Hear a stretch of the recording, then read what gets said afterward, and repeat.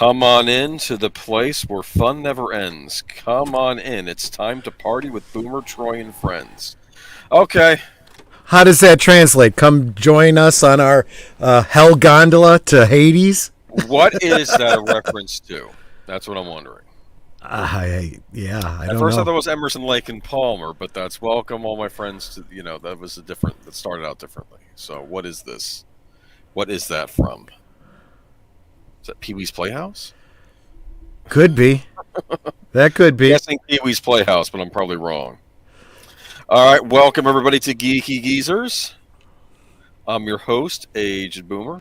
It's my co-host, PaPa Pacelli. Also aged. Awesome people assemble. Thank you, Daniel Heron. Welcome. Welcome, Well, thank you. Nettaris first. Welcome. I got a hi, sweetie. Thank you. Yeah. Big Al, good to see you. Have a great show, you geezers. And Auditor Dread, he's the one that made that little comment, which I'm sure we're both struggling with. This is weird. Yep. Is this from the Snick generation? I don't even know that reference. I think it's a Nick at Night thing. It's like Hey, David Pensek. Or something. Yeah. Okay. So who else we got? Deleted scenes. Welcome. Deleted scenes already dropping all the links. Thanks, my friend. You are awesome. Loosen that belt a notch, kick back, and relish those turkey leftovers. Unleash the Geeky Geezers. Yes, thank you. You know, I have found a new turkey leftover favorite. You know those the biscuits that you get, that you make. You pop them out of the tube and you cook them. You got a bunch of those left over. I cut them in two. I put a little butter on each side, and then I just layer some leftover turkey. It's a little turkey slider. Oh, it's so good. You can add Cheetos to it. If I had Cheetos, yeah, I could see that. I was just joking, but okay. No. Cheetos on a sandwich, always a good idea. Cue the Delruvia triplets. The singers on Pee-wee's Playhouse. That was Pee-wee's Playhouse, yeah. Was it Pee-wee's Playhouse? Was that did I guess right? I haven't seen Pee-wee's Playhouse in ages. I barely watched it when it was on. Stopped watching it when it got put off the air because he got caught doing something in a movie in a special movie theater. Utter Dread says it's actually the theme song to the Garfield animated series from the 90s, his favorite decade. Watch that. I think I watched that. That was like a Saturday morning cartoon, right? I think I did see that, but I haven't seen that in a dog's age or a cat's age.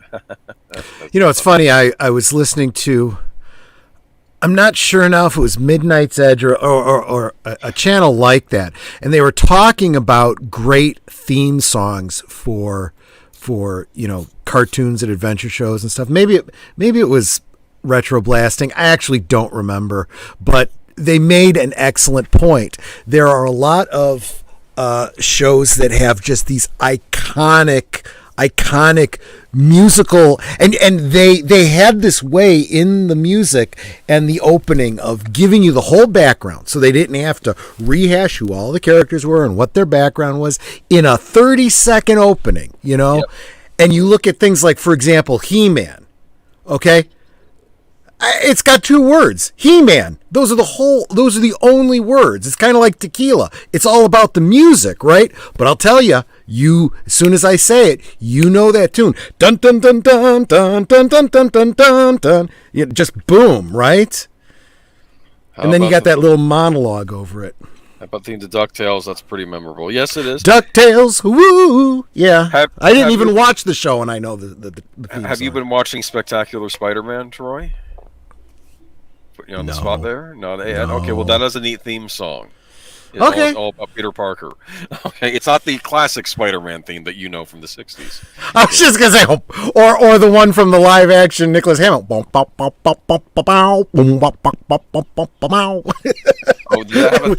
was so 70s, yeah. Oh, my goodness. But, a lot of shows. It's funny, when they did Teen Titans, the show, the creators of that said, all the great TV shows had theme songs that explained you that had lyrics that told you what the show was about. Yeah. And so they said, we're going to do one of those songs for Teen Titans, and it was basically, Teen Titans Go. That was with the song. Oh anyway. Gosh, Teen Titans Go. Was that not Teen Titans Go, the follow-up series? That's the one. Okay. Okay. The original one where they didn't. I mean, it was still funny, but it wasn't just about being funny. But anyway. Yep. Anyway, we have a kind of a good old days, but it's coupled tonight with a in memoriam. We just found out about this, I think yesterday, right? This is So this isn't in reference to the thing we was going to do. We're doing for good old days. Do you want to kind of swap it around? Do you want to maybe do the in remembrance first, and then I'll give you the background and stuff? Yeah. Do you want me to go ahead and do a cut and paste of the article? Oh, I'll do it. Yeah, I'll do it. Do you want to take care of it? Maybe you are. I know she has everything lined up, so maybe you want to take care of it. I don't know. Well, why don't you do the article? Okay. And then get everyone on page with us. I will. So, let me go ahead and just post it. Have you posted it yet? And the reason I dropped ABC7 was because they were the first one to announce it. I try to go with the first outlet that gets the news out, you know. So Irene Cara, I'm saying her name right? Mm-hmm. Okay. Irene Cara, the Oscar-winning singer of the title tracks to Fame and Flashdance, has died at age 63. Her publicist announced late Friday. Cara died in her Florida home of an undisclosed cause. Her publicist confirmed her death to Eyewitness News. It is with profound sadness that, on behalf of her family, I announced the passing of Irene Cara, publicist Judith A. Moose wrote. Cara was trained in music, dance, and acting as a child and appeared on stage and on television, including appearances on PBS and on Johnny Carson's The Tonight Show at a young age in the 1970s. But she rocketed to fame when she was cast in the 1980 musical Fame. She was initially cast as a dancer, but then had the role of Coco Hernandez written for her, and she sang the title track. She was nominated for 2 Grammys after Fame for Best New Artist and Best Female Pop Vocal Artist. She then won a Grammy and an Academy Award in 1984 with the title track to Flashdance, the film starring Jennifer Beals as an aspiring dancer. She continued on with her dual career in acting and music, appearing in films such as DC Cab and City Heat and various television shows. She also performed in live theater and musicals. Irene's family has requested privacy as they process their grief. Moose wrote, "She was a beautifully gifted soul whose legacy will live forever through her music and films." Wow. I mean, like I said, 63 is not old by any stretch, but we don't have a cause of death. I have and I've done the research. I have not found anything that indicated she was ill, so I don't know. It could be anything, you know. But then again, I don't know a lot about her medical history, so I couldn't speak to that. But yeah, that is, and those kinds of articles, they do try to give you, how do you sum up somebody's life, especially someone that was that prolific, you know, in just a few lines, you know. Well, there'll be future articles probably talking about aspects of her career. But I hope so. Yeah. Well, I'm going to give it a try. Okay. There you go. Have at it. Because you hit on some of the points I'm going to cover here, but I go into a little bit more detail on some of this. So you're right, Irene Cara, that is the anglicized way that she was known, but she was a Latina. She was Irene Cara Escalera, and she was born March 18th, 1959 in the Bronx, New York. Youngest of 5 children. Her father, a factory worker and retired saxophonist, was Puerto Rican. Her mother was a movie theater usher and was Cuban. At the age of 3, she was one of 5 finalists in the Little Miss America pageant, so I guess you could say that's how she started out. She began to play the piano by ear, studied music, acting, and dance seriously, and began taking dance lessons when she was 5 years old. Her performing career started with her singing and dancing professionally on Spanish-language television. She made early TV appearance on the original Amateur Hour, singing in Spanish, and Johnny Carson's The Tonight Show. In 71 to 72, she was a regular on PBS educational program. Anybody got a guess? Sesame Street. Close. The Electric Company. Oh, the Electric Company. She was a member of the show's band, The Short Circus. I think I've talked about The Short Circus and Electric Company when I was talking about the Spider-Man segment of that show. As a child, Cara recorded a Spanish language record for the Latin market and an English language Christmas album. She also appeared in a major concert tribute to Duke Ellington, which featured Stevie Wonder, Sammy Davis Jr., and Roberta Flack.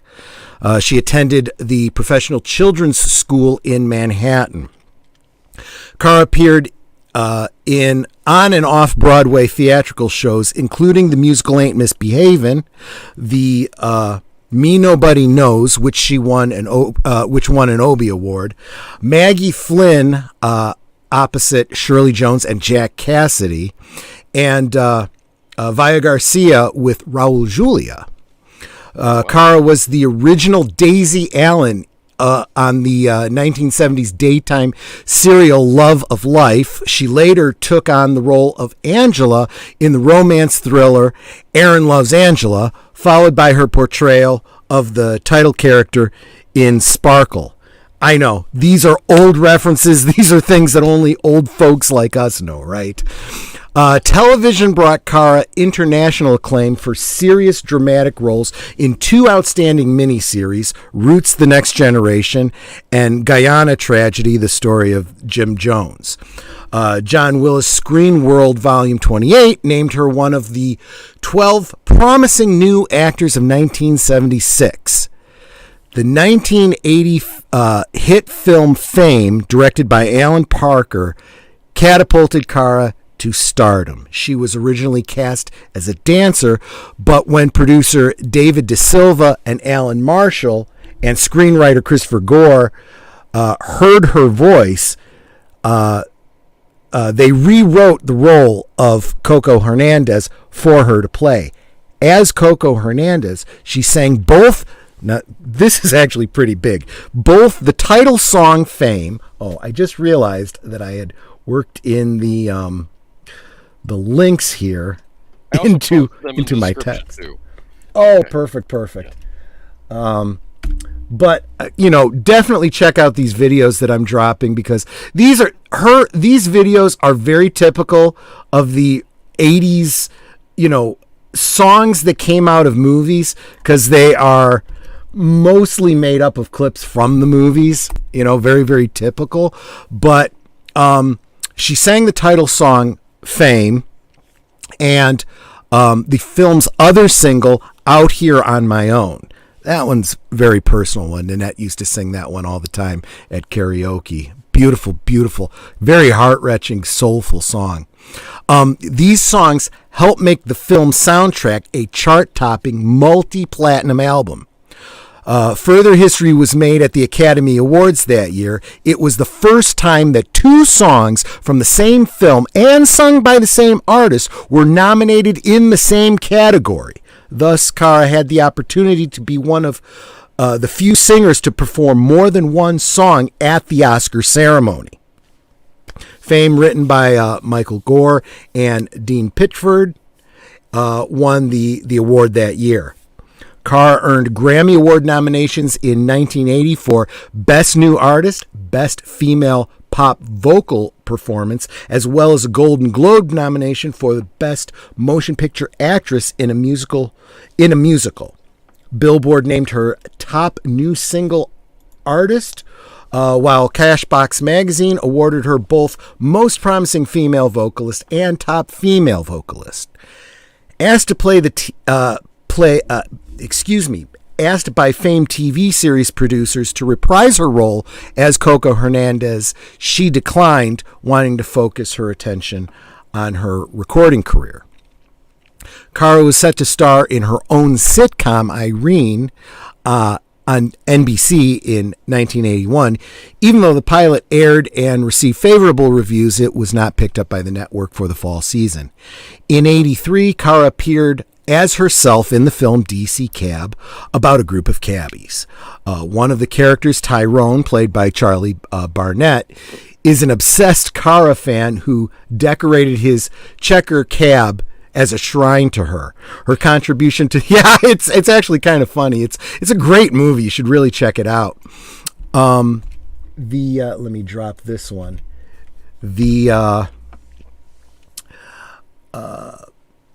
let's see. Her contribution to the film soundtrack, The Dream, Hold On to Your Dream, played over the closing credits of the film and peaked at 37 on the Billboard Hot 100 in February 1984. And I got to say, watch this video, and if you are a real, if you are seriously an Irene Cara fan, you're probably going to get a little misty-eyed at the end because they grab the scene. There's a shot at the very end of the video as it fades to black on a letter that she's holding that says, "We miss you, Irene," from the guys at DC Cab.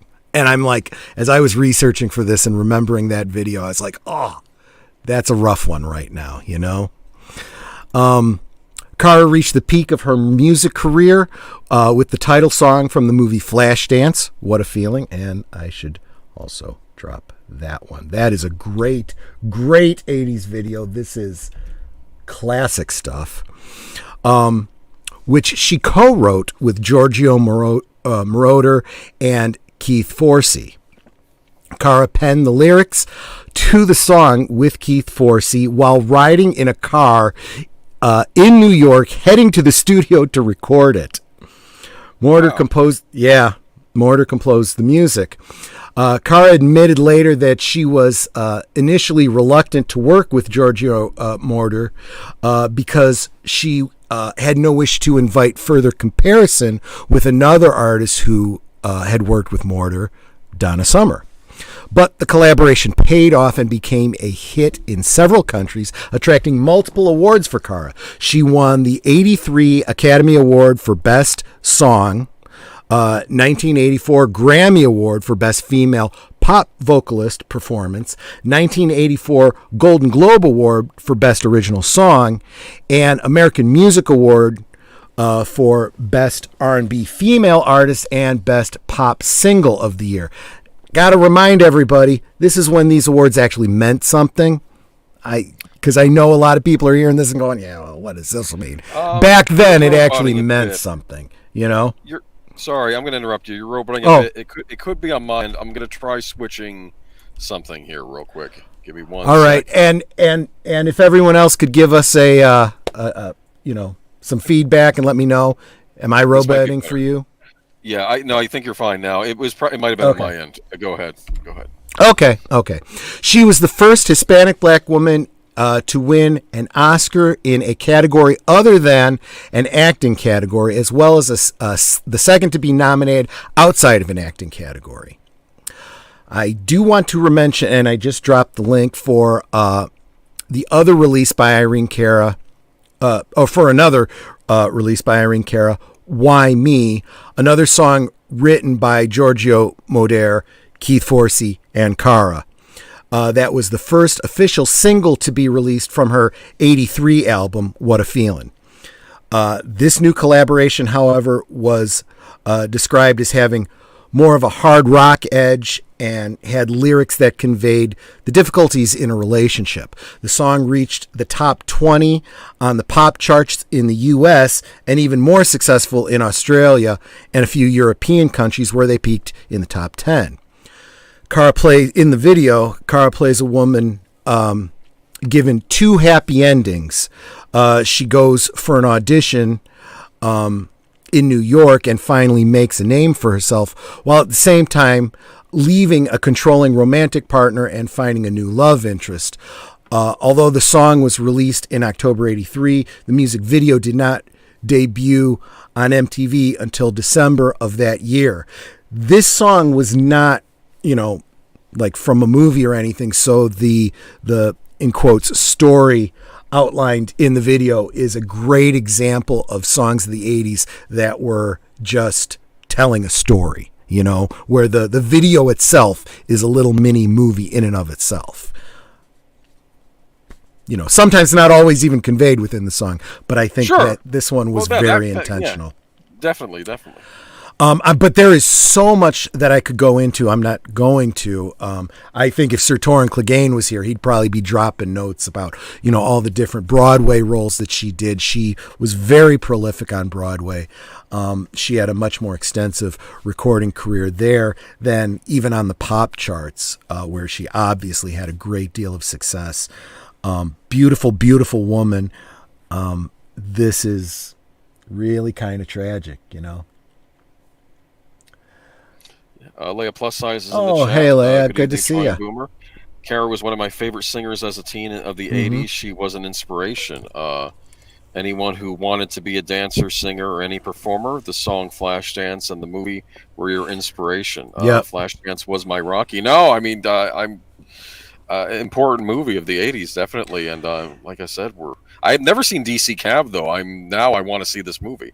Oh, it's a good movie. Yeah, I mean it's not one of the big ones, but it's definitely worth checking out. I'll be honest with you. Well, DC Cab, like I said, she plays a version of herself, right? So it's a little tongue in cheek in that regard.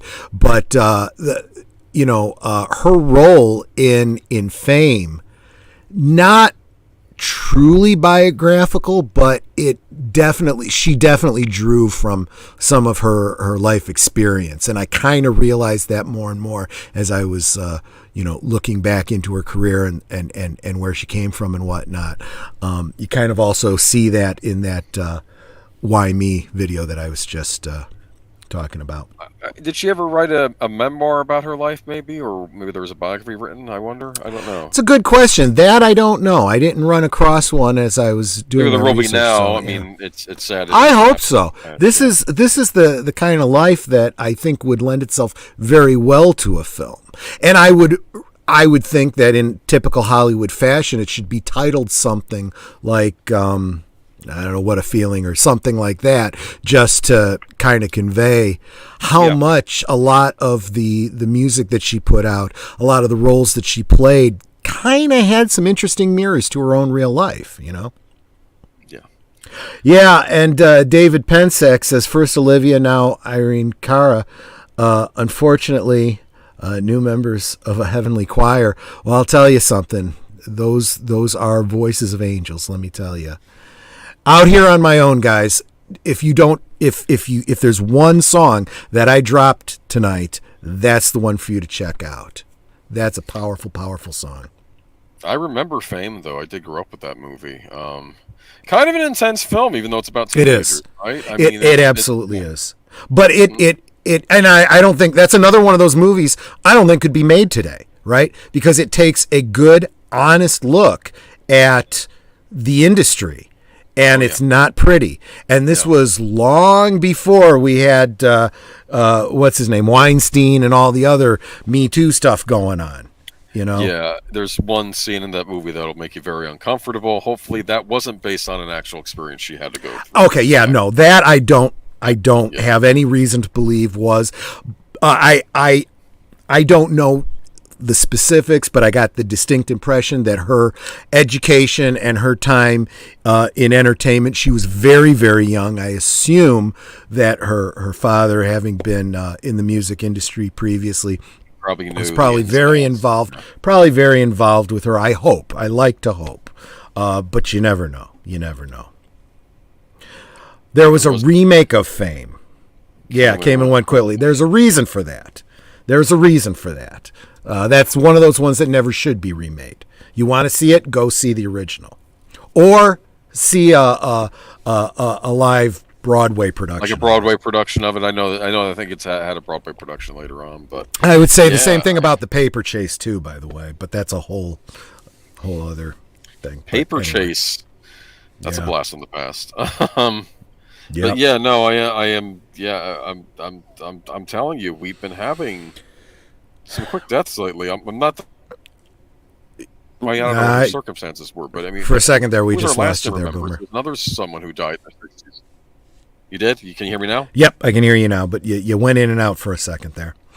Weird. I don't know. Hopefully, there's something up with my internet. Okay. But yeah, no, you're right. But I would say though that the fact is, and I've been talking with Netter and some other people about this. The fact is, every day that goes by, you know, what is that? What is that? The song "Time Keeps on Slipping into the Future." We're on a one-way course, and people are going to just keep dying. There's nothing we can do about that.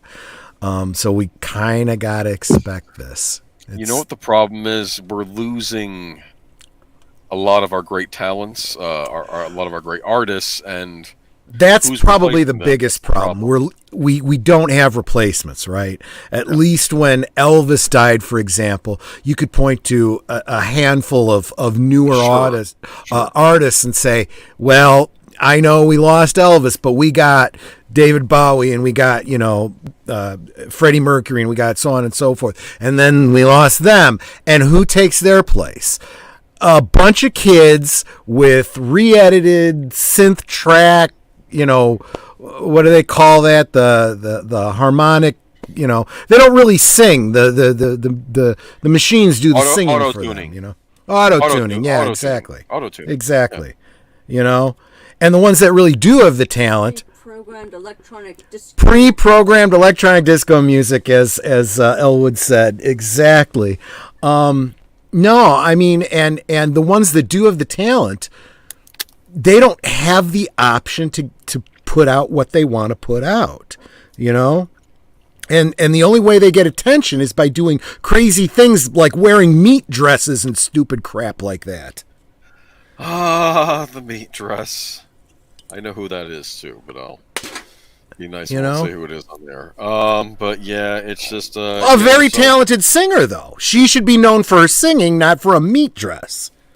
Yes, no, I agree. I'm just saying, but you're so right on the loss of great talent. Yeah, famous true side of being a performer, no shortcuts. You can't do that today. I'm noticing too, as we're going to get to an article later on. There's a lot of sicko fans for a lot of these companies that work for them that are and it's kind of disgusting me right now. But we'll get to that later. You need context for what I'm talking about, probably. No, I get it. But one thing that I would say, as I have been doing this kind of research for these unfortunate articles that we've been doing, as I've been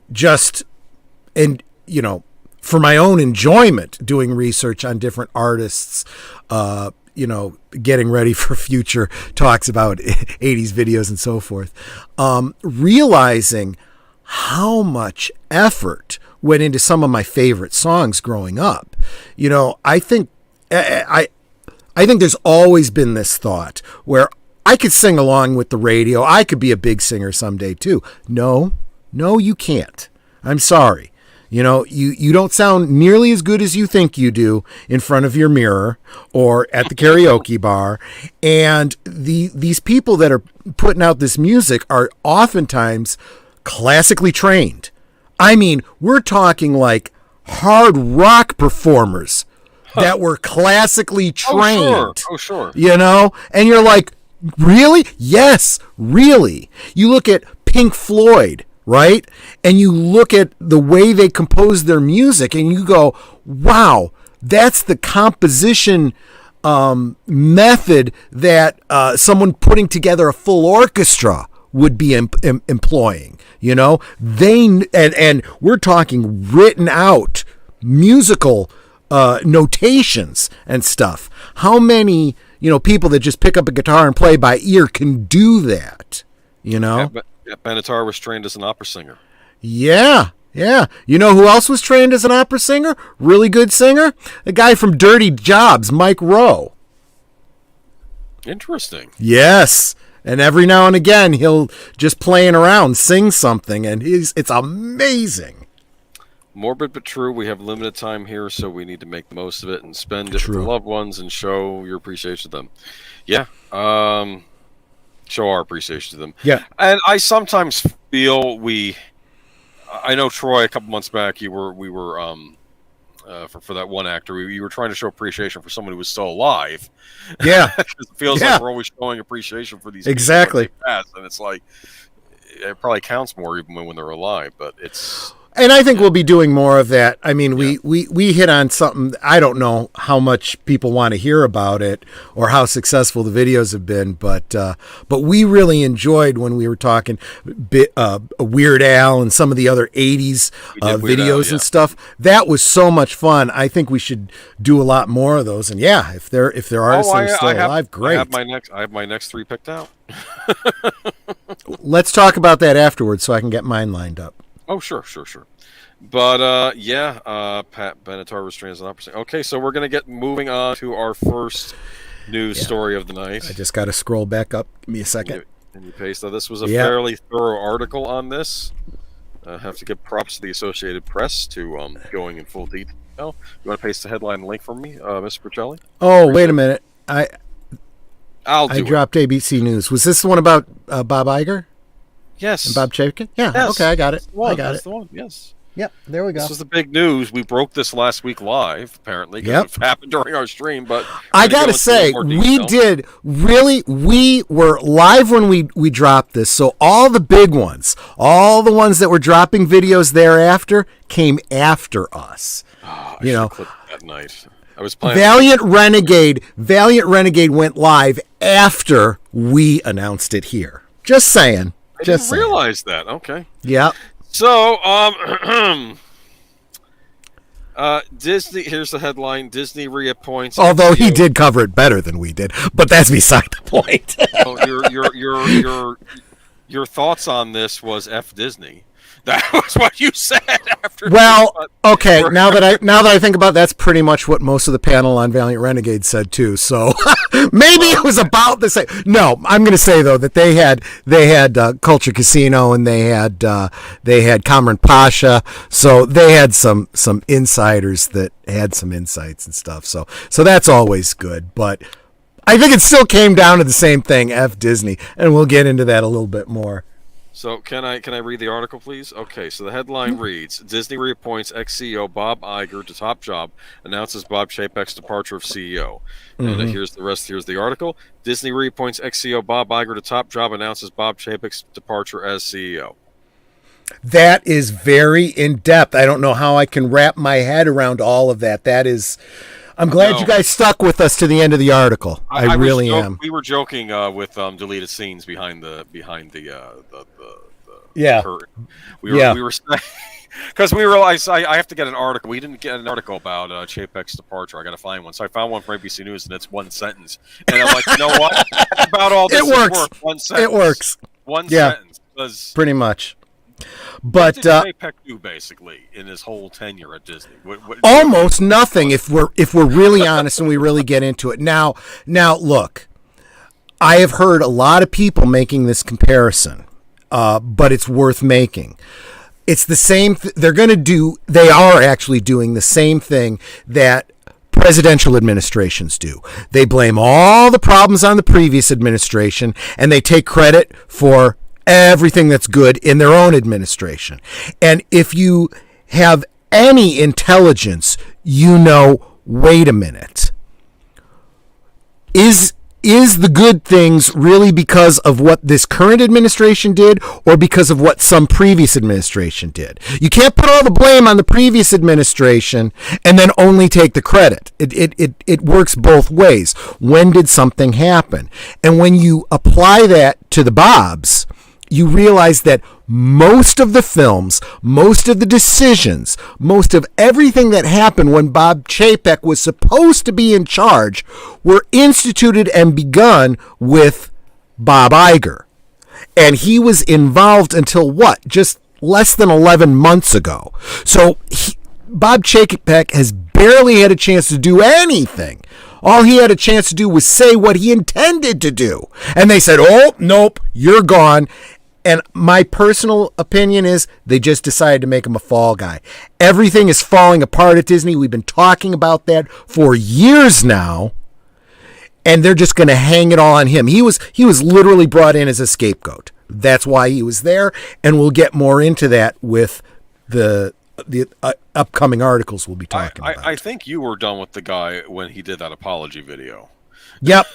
Yeah, a lot of people have been talking about that, and he said, and a certain other YouTuber was all, oh look, he is said that he is going to take us back to neutrality, and our fans are going to be our shining star, and our North Star and whatnot, and then boom, then he does this ransom video, and it's like, okay. So he just acquiesced. Well, he had to because of the board. Then he's not in charge. He is not the savior you expect him to be.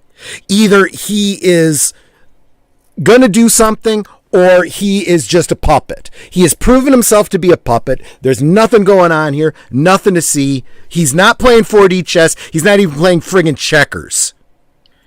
The apology, whenever you apologize to these certain activist groups, and I don't know if it's an age thing with him, you don't understand. When you apologize, it's not like, oh, you're now forgiven. When you apologize, they see it as you are admitting guilt and you need to be punished. They don't see it as something you need to be forgiven for.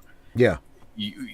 And he didn't do anything wrong with his real statement saying Disney needs to stay out of politics. Yeah. Needs to stay out of the, people need to start doing more. Said. They need to start doing more apologies like, I'm sorry you feel that way, but the way you feel has nothing to do with what our business is doing. That's the kind of apology he should have done. He should have said, we are not taking a stance on anything, and if that bothers you, I'm sorry you feel that way. There's the door. I believe he was the fall guy to me. Disney did not get any better under his reign. No, I'm sorry. What got better? Did he improve anything while he was there? And they are literally bringing back the exact guy that implemented everything we hate about Disney right now. Yeah, so... What was it? I think Tom Connors was the one that said that Bob Iger could do nothing but buy stuff, and Bob Chapek could do nothing but raise prices. That's all those two did. What I had heard was that, I guess Chapek's big thing was, of course, didn't Disney Plus start out as an Iger project anyway, but I guess Bob Chapek put a lot of the focus on Disney Plus because of the whole we talked if you go back into older Geeky Geezers, we talked specifically about how Iger had this plan for making Disney Plus a big thing, and how the day and date stuff or just releasing strictly and exclusively on Disney Plus was killing not only Disney, but the entertainment industry in general, especially the movie theaters. And then you look at a weekend like we had this past weekend at the cinema, and you see the exact result of that. Bob, how's Strange World doing? Too soon? You know what's funny about Strange World? This is a 5-day weekend. 5-day weekend. No real competition except for what? Another Disney movie, which is Wakanda Forever. Which is also tanking. And it's considered the worst Thanksgiving weekend. I don't know where all the other studios are during this. Strange World has had an even... Just to put the numbers in perspective, Strange World had a 5-day opening, and it didn't even hit the numbers of Lightyear, which everyone agrees tanked. Yeah. That's got to tell you something.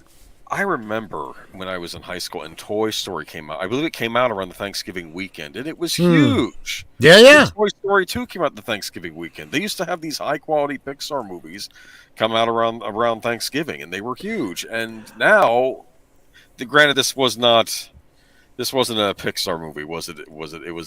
It was specifically Disney, but they're already starting to consider these to be Disney/Pixar. So it's very confusing because they went CG as well, like Pixar. It used to be honestly, Pixar, I think you're going to, regardless of who's running the place, they have to combine Disney Animation with Pixar. There is absolutely no reason for them to be two separate entities anymore, and they need to combine Hulu and Disney Plus. They must do it. Even if it's two separate channels on one package.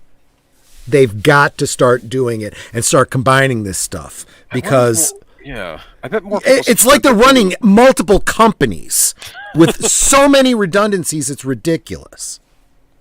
Oh, and Otter Dread has a comment. Yeah. What do you think of the rumor that supposedly Chapek was cooking the books to save face in the shareholders? He was fired due to that, according to Bounty and the Comics. Funny you should Yep. mention that. We have that article right here. We actually have that article coming up in just a minute. We'll get to that. Hold on to that thought for just a moment. You have another point. Do you want? Okay. Do you want me to drop it? Or did you have something you wanted to say more about? No. This? All I was going to say about, and well, I'll say it when we get to that article. Okay, just paste it, and we'll get to. Oh, actually, that is the next one, isn't it? Yes. I just realized that. Sorry. I thought that was further down. I'm trying to try and do a nice segue.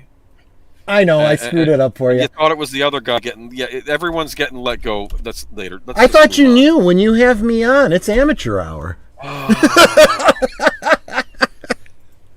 But you're right. This is bounding into comics, so I had to, split up the thing because it's so damn long. Oh my goodness! But, why bounding the comics? And I no offense, I hate using people's articles and complain about them, but with bounding the comics, it's like I'm reading the article. Okay, let's get to the point because I know we have to do a rehash of the. But their titles are so damn long, and their URL is the whole title. It's like no. Just make it XYL7356. It doesn't matter. Make it short. So that we can give you. Also, get to the point in the exactly. article. That it meandering about the Florida situation and the bill and the DeSantis had. I know all about that. We've covered it. Let's get to the new stuff. Anyway, let's move on. That's right. Our listeners, because of us, you guys are all well informed about these kinds of things. So we'll try to keep this as succinct as possible. Yes, I cut some stuff out of this, so we'll. Good. According to a new report, recently ousted Disney CEO Bob Chapek is allegedly to have engaged in a series of deceptive accounting practices in order to hide just how much money the company has truly lost in service of developing their signature streaming service. That's a long sentence. During the company's Investor Day 2020 presentation, Chapek assured those in attendance that the company expected Disney Plus to achieve profitability in fiscal 2024. However, as per insiders who supposedly spoke to the Wall Street Journal, this is a near impossible goal to achieve due to the fact that the company has in reality lost more than $8.5 billion since Disney Plus launched and has posted bigger operating losses in each of the post 4 quarters. Further, in order to keep the warning signals blaring, Chapek allegedly took to airing some Disney Plus originals, such as The Mysterious Benedict Society and Doogie Kamaloha, MD, on the company's other networks. Okay, I'm confused. Did they put Doogie Kamaloha on ABC on Saturday morning or something? I have no idea. Okay. I don't know. While speaking at the aforementioned Investor Day 2020, Chapek assured attendees that in light of subscriber growth, fueled in part by an increased level of output for Disney Plus, the company expected our content expense to be between $8 and $9 billion in 2024. Yet the Wall Street Journal's insiders claimed that under Mr. Chapek, Disney has increased its content spending dramatically to around $30 billion this year alone. As of this writing, neither Disney nor Chapek have offered public comment on the Wall Street Journal's allegations. So there's this expression, I guess, in this whole streaming wars, we don't care if the content's good, we just got to keep throwing it up there, right? Right. Exactly. And that has not been paying off for them at all. Because what it's resulted, they're not making money off of it, are they? They're not making money off of it. It's resulting in more and more churn, and people are not coming back either. This is why, and other channels are getting more into this. When you start looking at, for example, Andor, which has gotten fairly favorable reviews from people that have seen it and that are fans of the Star Wars property, unfortunately, the number of people seeing it are very small because they noped out after Obi-Wan Kenobi and what was the other one? She-Hulk, yeah, and Book of Boba Fett and so forth. So when they get sick and tired of your mediocre to poor offerings, they leave, and then you do something great. And it was the showrunner for Andor who was like, well, we thought we had a built-in audience. You had a built-in audience, but it's been killed over the past however many years. They're not there anymore. They're not coming back. It's funny because I was seeing a commercial, I think, and I thought Oscar Isaac was in the commercial. I was thinking, wasn't he on a Disney Plus show or something? And I was, oh, he was on Moon Knight. Do you remember Moon Knight? Has that been a flash in the pan? It left my memory. I forgot all. That was that Marvel thing about Another a Marvel Batman-ish thing. type character. Yeah, no, I didn't see it. I heard it Well, I heard they happened. didn't follow. I heard that comic has fans, but they didn't follow the comics for the show. And that's the what exact problem. You know, we were talking about that. You know, this whole idea of trying to recreate everything, and you know, right now. We don't have an article about this, but they're talking about the whole Namor thing, how Namor is all tied up in rights, just like the Hulk has been, and Spider-Man, and the X-Men, and all of the Marvel stuff. Who And so owns that's Namor? and that's Universal. It's over where Hulk was. And this is why, and I had said this a while back. I said this like with She-Hulk and so forth. I said some of this is not just them deciding to do the whole MCU. They're using this as an excuse to do their MCU. But the reality is they can't do a Hulk movie because Universal owns the individual rights to an individual Hulk movie. I thought they had gotten those. I back did by too. now. But they do an end run around it by doing She-Hulk. Same thing now with Warner with Marvel doing Namor, right? They don't call him Namor, they call him Namor. They come up with a whole different origin for his name, and they never once say Submariner. And they completely change his origin. And they can say, well, this is because of diversity, and the fans go, bullshit. Can Universal technically do their own Namor movie and call him Submariner in that movie? Can Universal? I don't know. Is this like the whole thing with years back? I'm with, guessing that this is kind of like Magneto's son. I was going to say this is like, and the comparison I often use because most people in our sphere know this one. It's like when 20th Century Fox and Warner Brothers both had competing rights to the Adam West Batman, right? Warner Brothers owns Batman and Robin and all those characters, that whole IP, but the actual show, the TV show with Adam West was 20th Century Fox. And because they both owned competing rights and couldn't come to an agreement, nothing happened with it.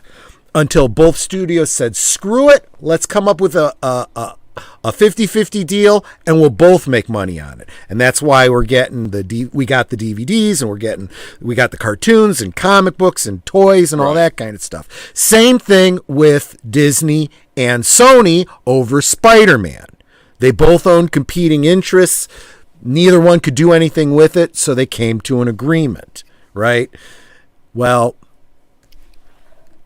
so did Marvel? There's been more or less of that happening. J.J. Abrams 25% different on Namor. That's actually a good. I'd say it's more than 25% different. But that concept of the J.J. Abrams 25% difference.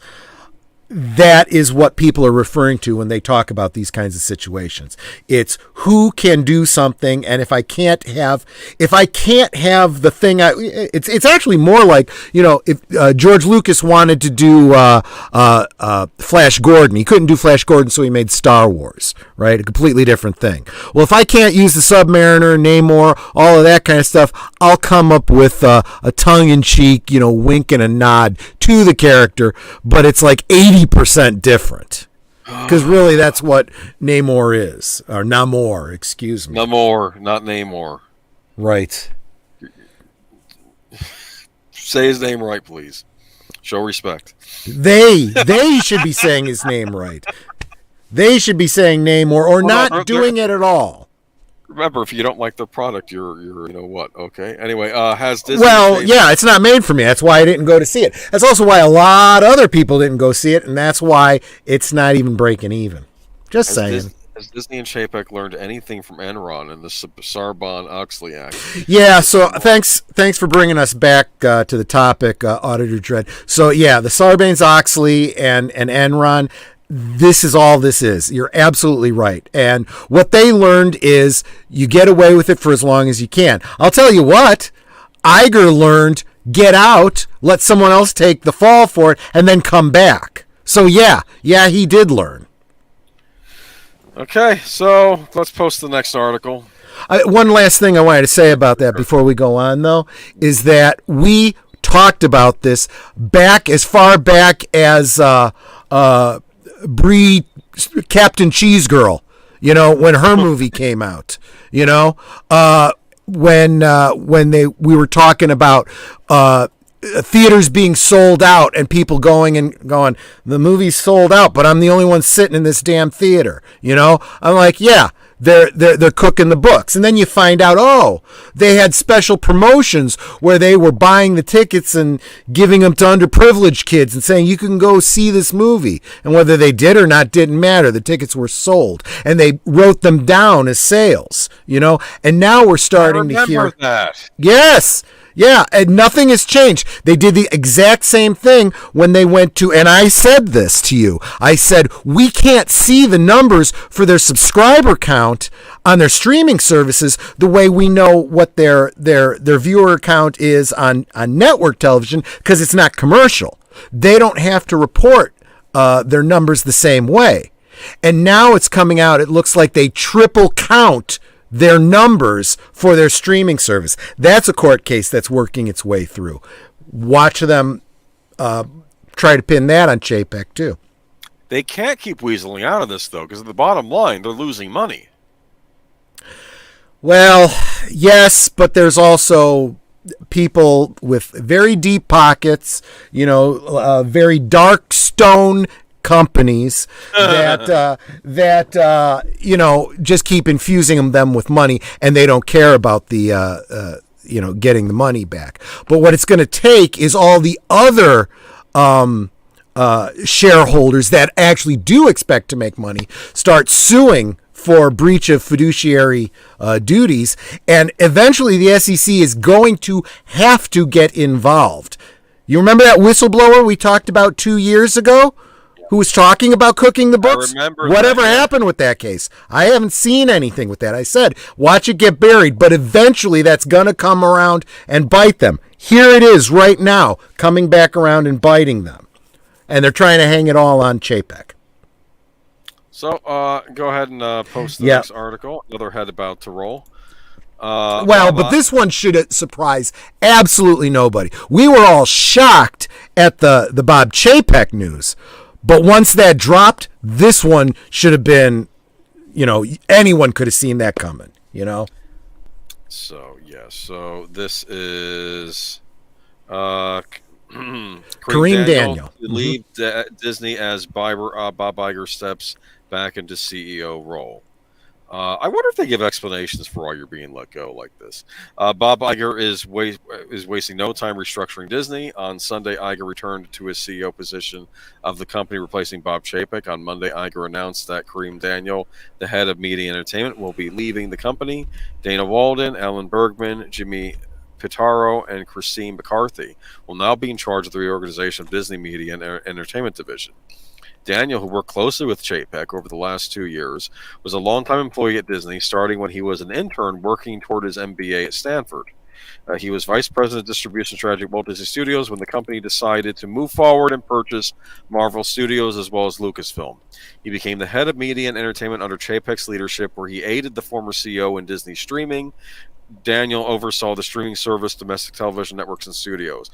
Chapek was replaced by Iger on Sunday. The stunning development comes 2 weeks after Disney's quarterly financial crisis fell well short of Wall Street's expectations on both profit and revenue, a rarity, sending shares tumbling 12%. The company's stock jumped more than 6% Monday, with the appointment of Iger effective immediately. The stock is still down 37% this year. Chapek oversaw Disney during one of the most challenging periods in the company history that began with a pandemic and ended, at least under Chapek's role, with spiraling inflation.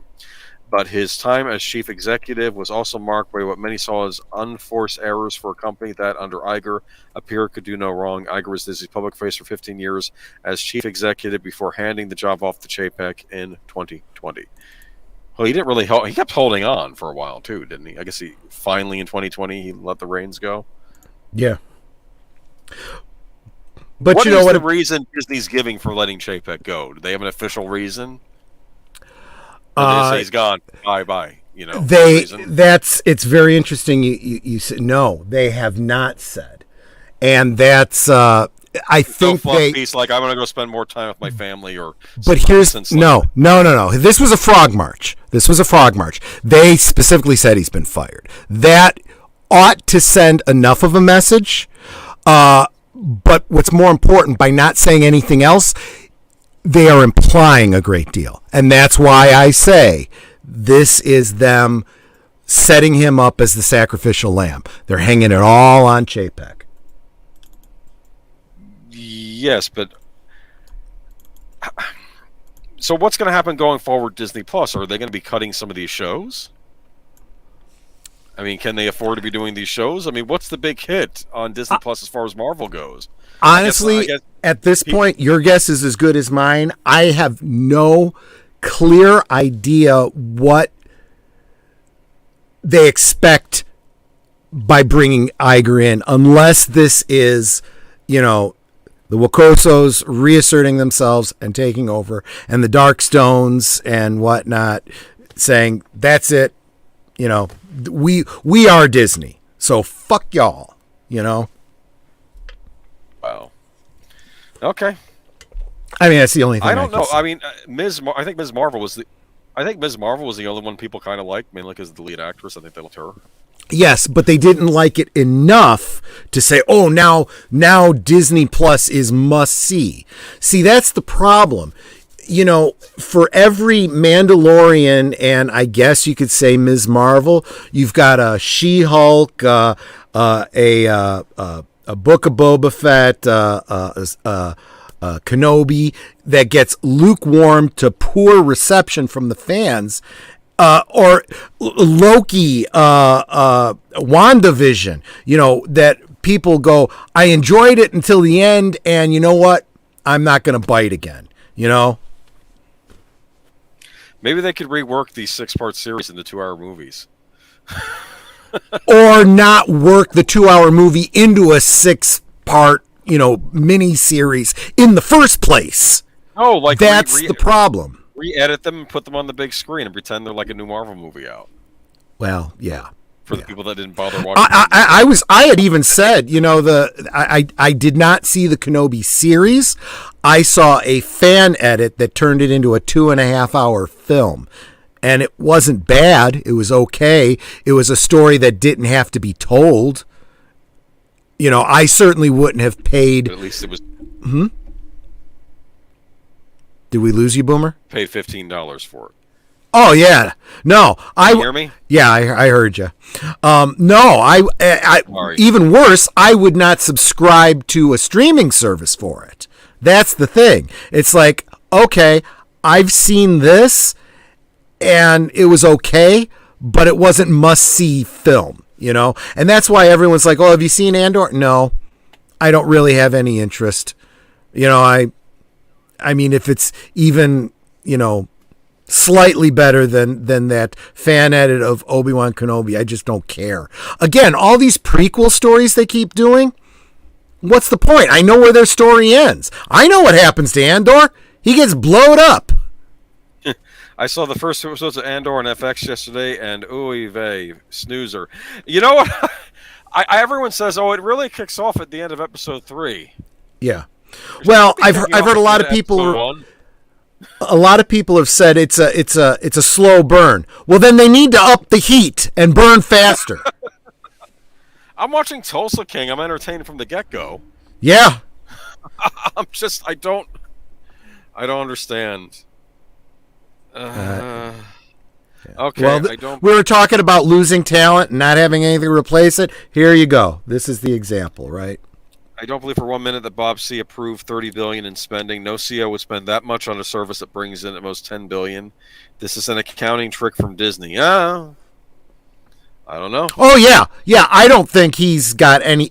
I don't think he had any say in just about anything he did. This is why when everyone was saying he was playing 4D chess, I said he's not even fucking playing checkers. He's not allowed to. I think people have been way too generous to him. especially even after he's been fired. I was going to make a joke with you, but I forgot to do it. I was like, you don't understand, Troy. This is still more of his 4D chess. He let himself get fired to lure his enemies into a false sense of security. Yeah, right. I mean, it's just that would and Epstein allowed himself to get suicided so that he could make some sort of point too. Anyways. So yeah, all I'm gonna say is I remember a couple weeks back we were talking about Chapek's interview with Forbes, right? You remember that? Yeah, exactly. I was like, this man has no passion for this company, and he kept evading every question. And well, ironically, nobody that works there has any passion for the company. They only have passion for their edicts, and that specifically entails destroying the company that they're working for. I don't know who would still be investing in Disney at this point, but I don't know. I know you got out when the getting was good, but well, I got out when there was two things that happened pretty much at the same time, and I just said to Nanette, I said, I think we're going to lose money on this, but I can't in good conscience continue on as a shareholder in Disney. They fired Gina, and then they turn around and they thank the CCP for letting them film whatever shit movie they filmed over there. Right next to a friggin' camp where you go to think really hard, in the modern day. And it's like, you know what? Disney is so corrupt. I want out. And then the things I've seen since then, the beautification of dogs, by cutting their hair and combing it real nice, that habit of theirs, I just cannot be a part of that, and I cannot accept profit on the backs of children, basically. Yes. So coming up next, Black Panther 2 flopped. It had a bad this weekend. I blame the lead actor not revealing his illness until too late. What? No, not at all. They should have just recast. There's no reason they couldn't have recast. They made a thing out of it because they wanted to use it as an excuse to gender swap him. That's all. That's the only reason. Boosh McFadden. Hey, Boosh, how's it going, buddy? Okay. So we have another Marvel star, Simu Liu, faces backlash for calling out Quentin Tarantino's Marvelization of Hollywood remarks. We talked about Tarantino's comments a week or two ago. Tarantino appeared on Two Bears 1K podcast where he called Marvel films the only things that seem to generate any kind of excitement amongst the fan base or even for a studio making them. The Academy Award-winning director added that the actors who are featured in every Marvel movie are not movie stars because it is the franchise's characters, Captain America, Thor, and other superheroes that become a star. It's interesting he says this because Anthony Mackie did he was on stage somewhere. He was saying the same thing. How are people coming to see Anthony Mackie? No, they're coming to see the Falcon. And I right, thought that was exactly what he made. But Tarantino noted that whilst he isn't fond of Marvel films, he doesn't despise them. But Liu wasn't having it. The Shang-Chi and Legend of the Ten Rings star took to Twitter to respond to Tarantino's remarks. If the only gatekeepers to movie stardom came from Tarantino and Scorsese, I would never have had the opportunity to lead a $400 million. Who tweeted, I'm in awe of their filmmaking genius. They are transcendent auteurs, but they don't get to point their nose at me or anyone. No movie studio is or ever will be perfect, he went on, but I'm proud to work with one that has made sustained efforts to improve diversity on screen by creating heroes that empower and inspire people of all communities everywhere. I love the Golden Age too, but it was white as hell. Scorsese, best known for let me finish. Scorsese, best known for directing films such as Goodfellas and Taxi Driver, has previously said that he doesn't consider Marvel movies to be cinema. Honestly, the closest I can think of them, as well-made as they are, with actors doing the best they can under the circumstances, is theme parks, he said in With Empire. It isn't the cinema of human beings trying to convey emotional, psychological experiences to another human being. Scorsese clarified in an opinion piece in response to the criticism that if he grew up at a later time in his life, he might have enjoyed watching films from the Marvel Cinematic Universe. The fact that these films themselves don't interest me is a matter of personal taste and temperament, he wrote. But I grew up when I did, and I developed a sense of movies, of what they were and what they could be, and that was as far from the Marvel Universe as story. Lou garnered support from his fans. However, he also faced heavy criticism for taking aim at directors. Some Twitter users pointed out that Lou simply doesn't have the filmography to post such a comment. Others noted that Scorsese established... well, that got cut out of the article. Hold on. that Scorsese established a nonprofit that promotes films around the world. Okay. Yeah. Anyway, sorry, I flubbed that. I don't know where that went to. Why didn't it paste? Okay. But anyway, Scorsese has promoted films around the world. So has Tarantino. Tarantino rescued Pam Grier's career, as I recall, with Jackie Brown. Do you remember that? Yep. So I don't know where this guy is coming from, yelling at all old Hollywood. We've had diversity in movies for a long time, and I'm not against them having more diversity as time goes on. But it's like this is ridiculous. He's sounding like a shill for Disney, like they put him up to this. But I don't know. What do you think? I think. Deleted Scenes makes a great point. Makes one mediocre movie and one sees of an okay TV show and thinks he's bigger than Jesus, and that he, has the right to point the fingers at people like Scorsese and Tarantino. And he's talking about Asian representation. Let's talk about Asian representation. How about Bong Joon-ho? Right? Director, Snowpiercer and Okja and a bunch of other great films, right? Best Picture, Best Director, Best Original Screenplay for Parasite. This is somebody who is a little bit more accomplished than this dingbat. And I shared. I'm sharing my screen. Yeah. I'd like to play something. This is him at the Academy Awards. 그 말을 하셨던 분이 누구였냐면 책에서 읽은 거였지만. 예. Thank you so much. When I was young and studying cinema, there was a saying that I carved deep into my heart, which is the most personal is the most creative. 그 말은 that quote was from our great Martin Scorsese. So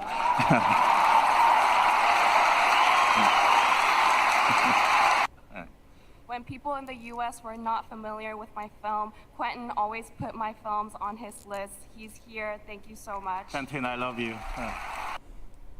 There you go. So basically, screw it.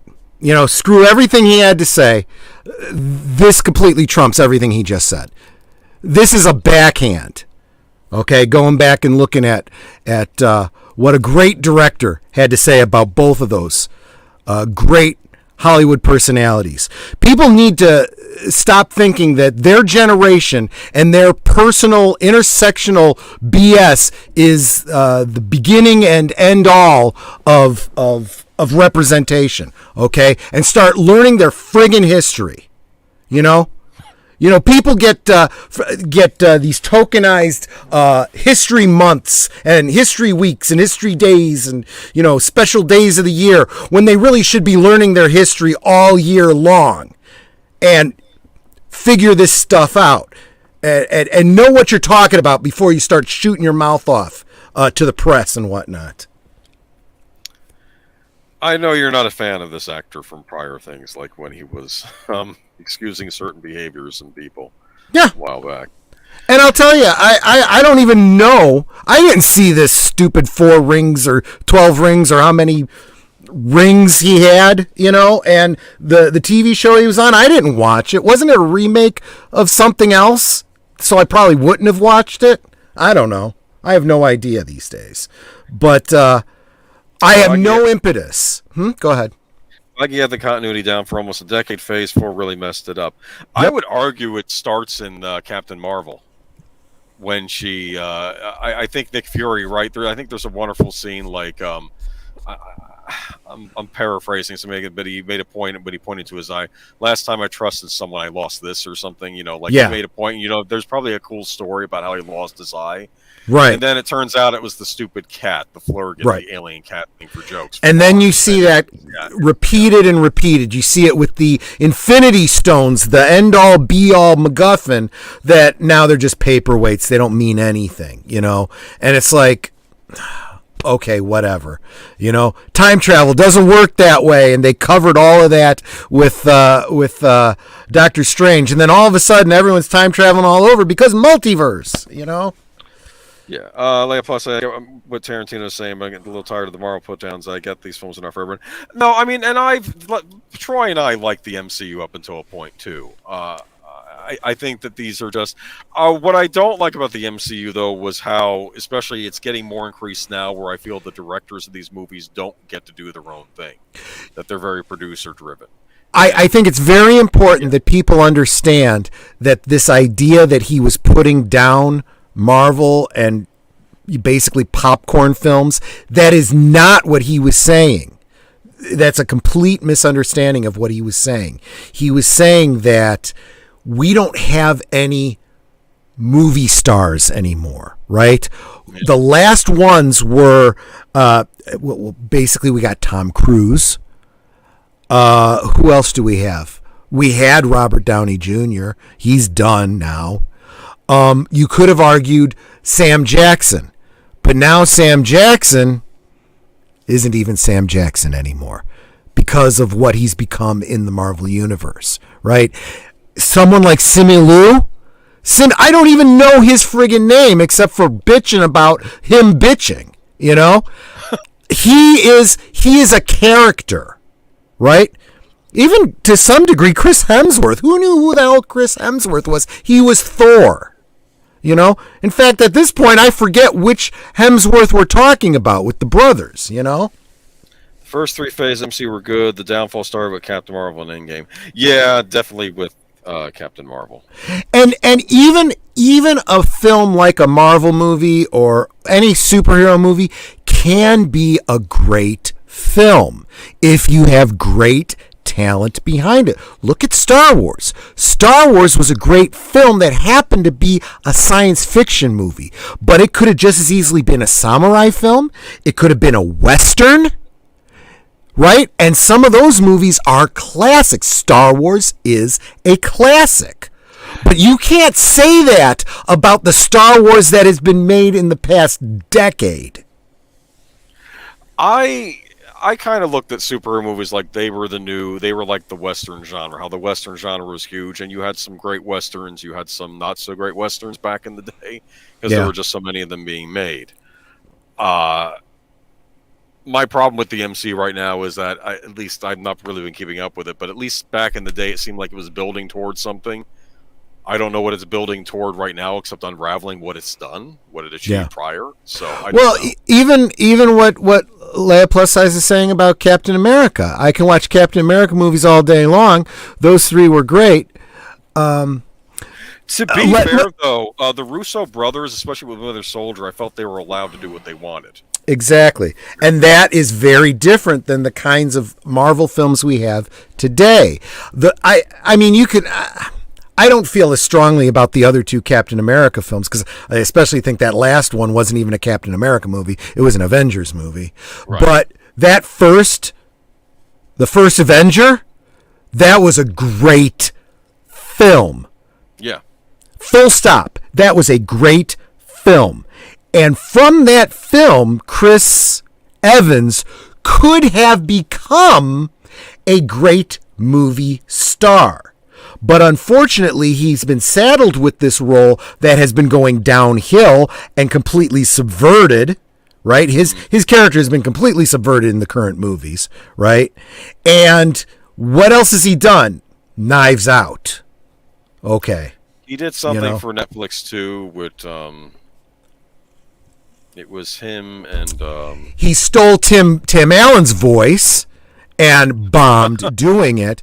And this is what I mean. This is not what leads to great cinematic, stardom. This is this is the guy that used to be something great, and now he's on Love Boat reruns. You know, The Gray Man. Yes, with Ryan, not Ryan Reynolds, Ryan Gosling. There we go. See?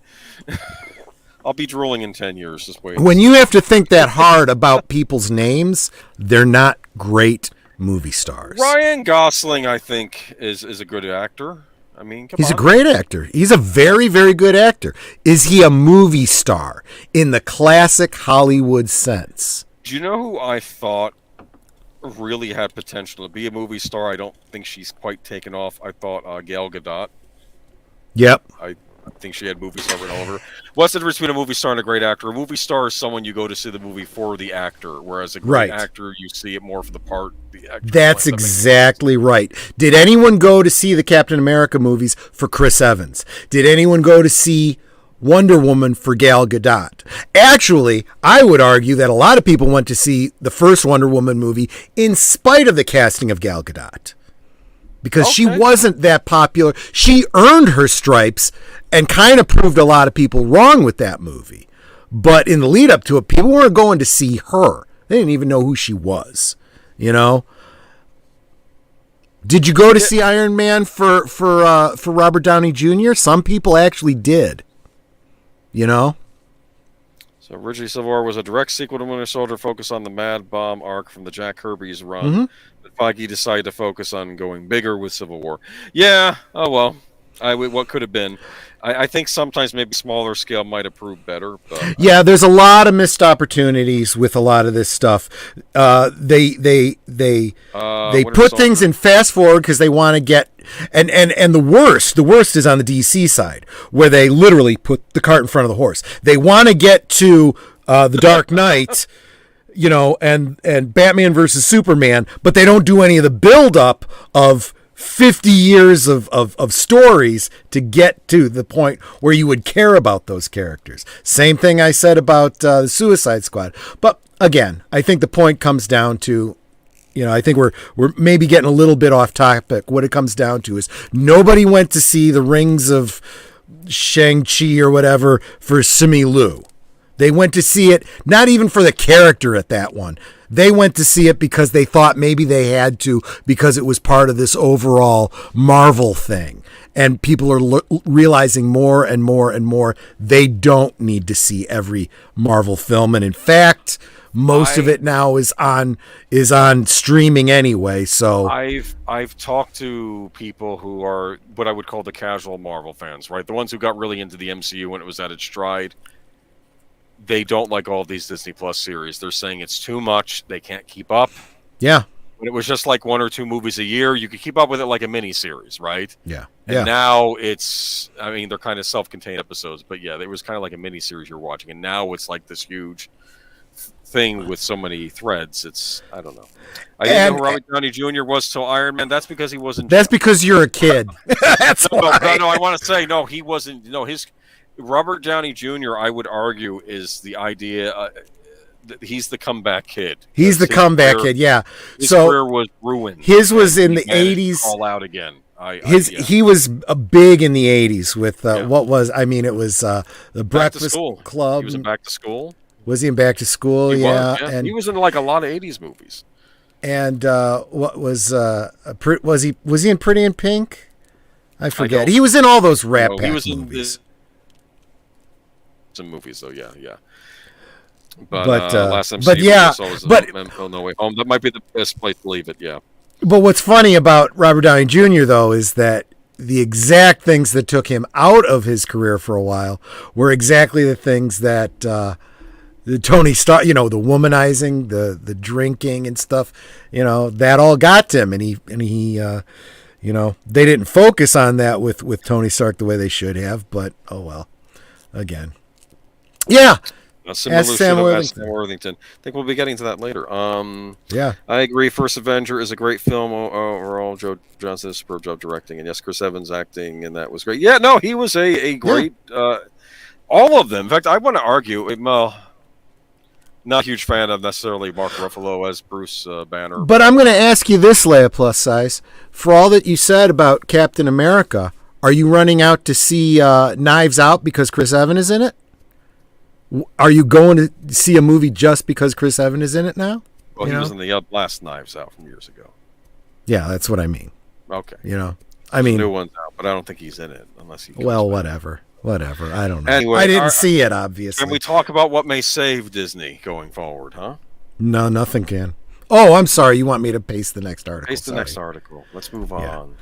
Yeah, and then we'll talk about this, and then we'll dash everybody's. I'm not going to dash their hopes because Let's read the article first. Okay.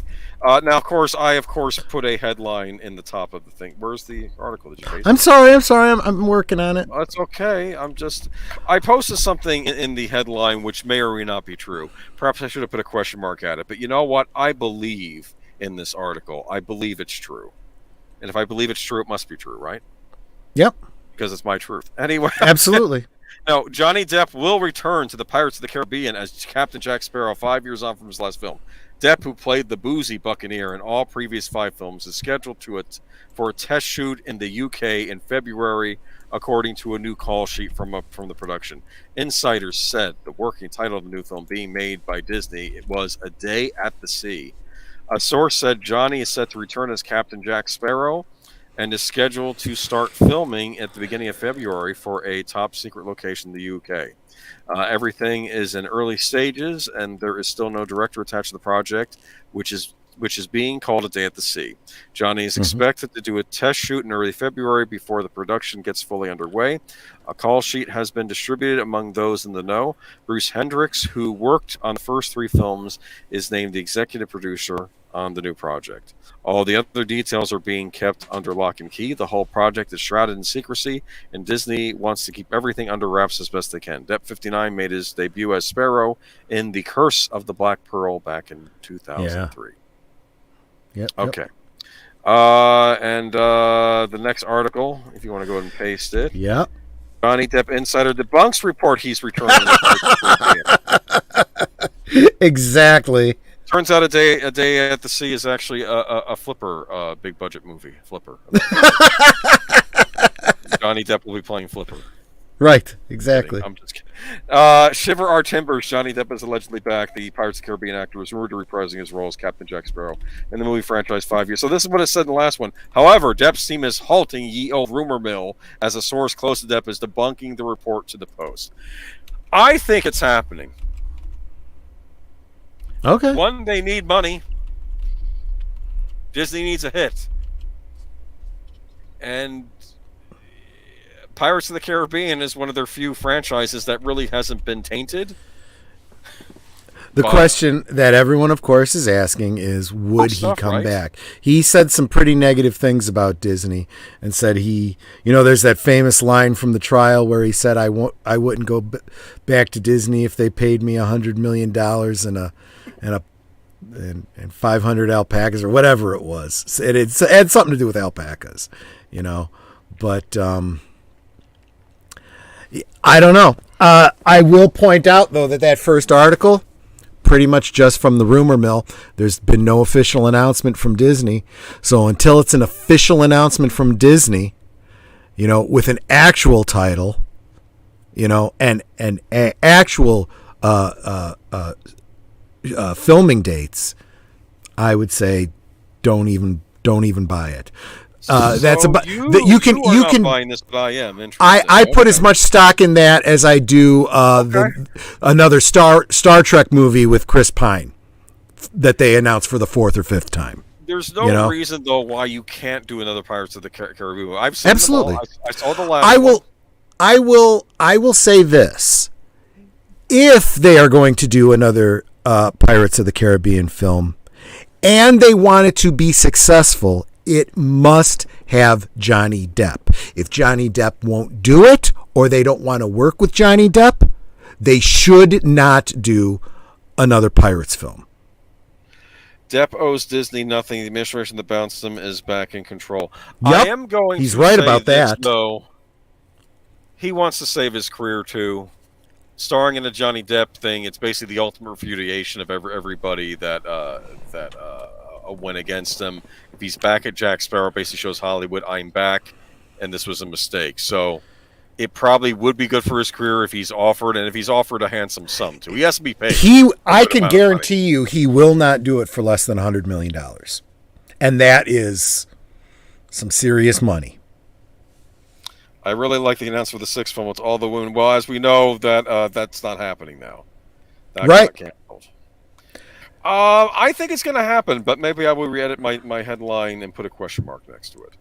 I am sure that because both of those are out there, I am sure that means that somebody is at least in talks with or tried to reach out to Johnny Depp about it. And so articles like this come out because they want to gauge, people's opinions and see what people are saying. What's the buzz someone is probably saying in a boardroom somewhere.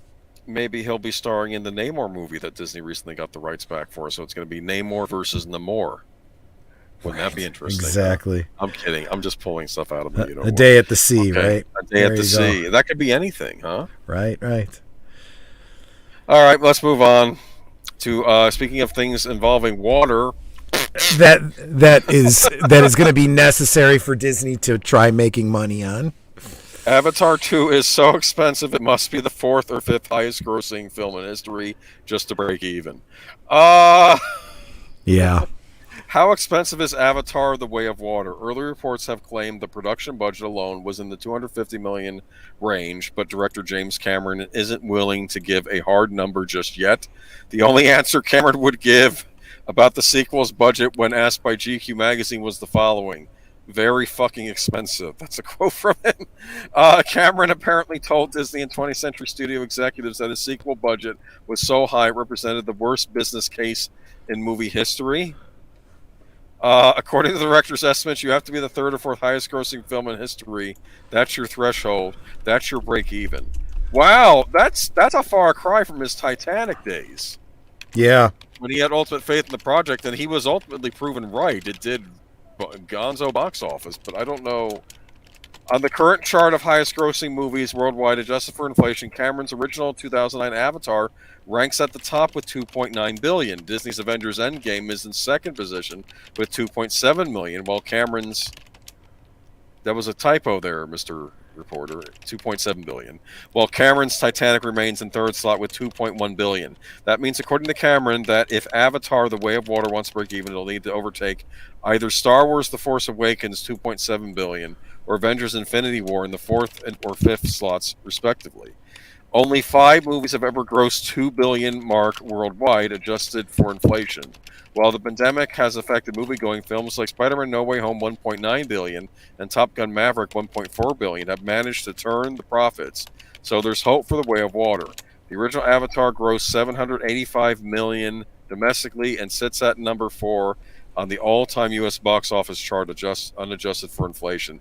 The fifth slot is Top Gun: Maverick with $760 million domestic. Avatar: The Way of Water opens December 16th. What do you think?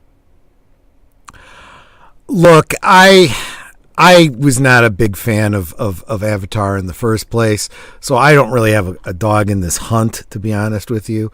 I have been saying for the longest time that Hollywood needs to start figuring out how to do a budget, and start doing better with less, and quit just wasting money on these multi-million dollar films expecting to get billions back, because that's not happening anymore.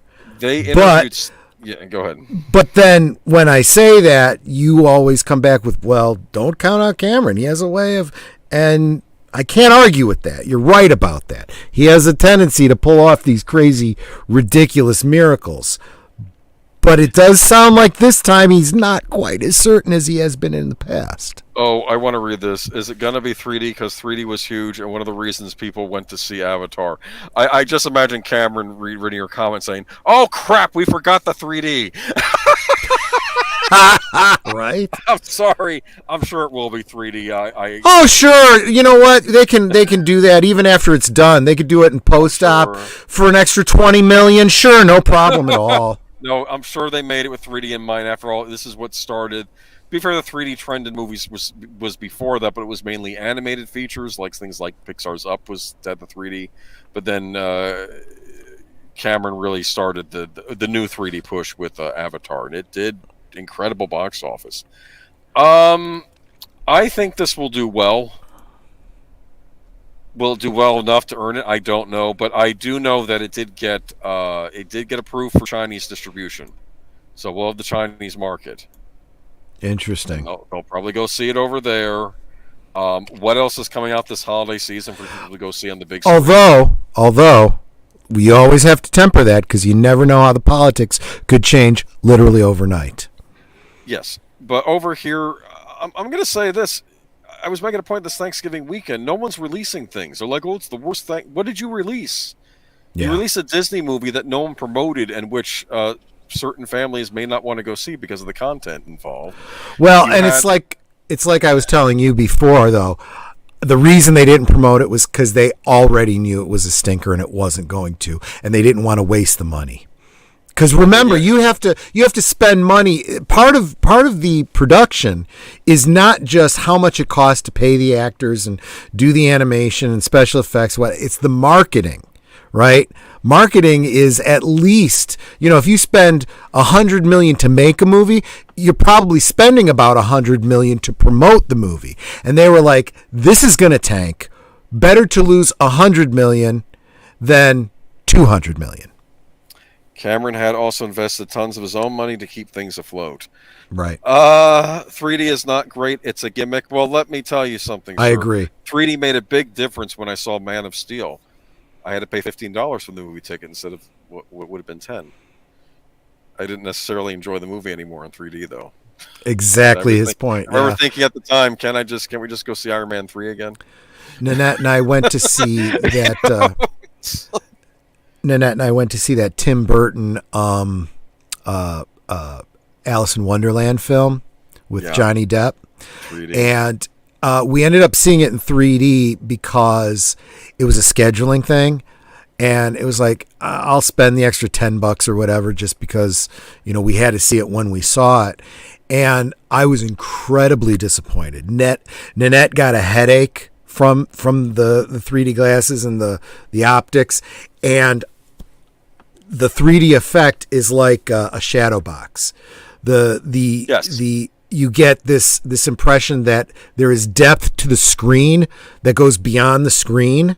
Yes. But it's not like it's coming off the screen at you like it did back in the 80s. It's shadow boxing, which, to be fair, I think in some ways might be an improvement because I don't want people juggling, like in Friday the 13th Part 3 where you have the one teenager doing juggling and it's going right up into the camera. Yeah. Like that's for the 3D effect. Well, and see, this is another one of those examples of right tool for the right job, right? If you have a crappy movie and you got a gimmick, I don't care how good the gimmick is, the movie's still going to suck, But if you have can you imagine if they use that kind of 3D, that coming off the screen kind of thing, when they filmed Star Wars? Can you imagine that? Well, now Lucas. I know what you're going to say. Yeah. Lucas was talking about redoing the effects for Star Wars to make it 3D, but it would have been that kind of 3D, the picture box thing where it goes back into the screen. It wouldn't have been coming off the screen at you. He did it with the Phantom Menace. It was supposed to be the first, like he was going to start redoing all the Star Wars movies in 3D, and first was Phantom Menace, and then nothing after that, and he sold the thing to Disney. But he did redo Phantom Menace. The idea was he was going to do all of them in 3D and release them again, including the old ones from the 70s. And there were going to be new special editions in 3D, but he stopped with the Phantom Menace, I guess. Yeah, I didn't see it in 3D, so I can't really speak to that level. Jaws 3D is another one where, again, we're talking about a crappy movie that the special effects did not help. I mean, honestly, that shark coming at you was laughable. Yes, it looked like it was actually coming at you, but it was a puppet coming at you.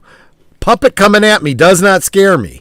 Did you notice the subtle joke in Back to the Future 2? And Was Spielberg a producer on that? Because I think they put that in there as a reference to that, because you have the holographic shark come out and then he starts screaming and says, the shark still looks fake.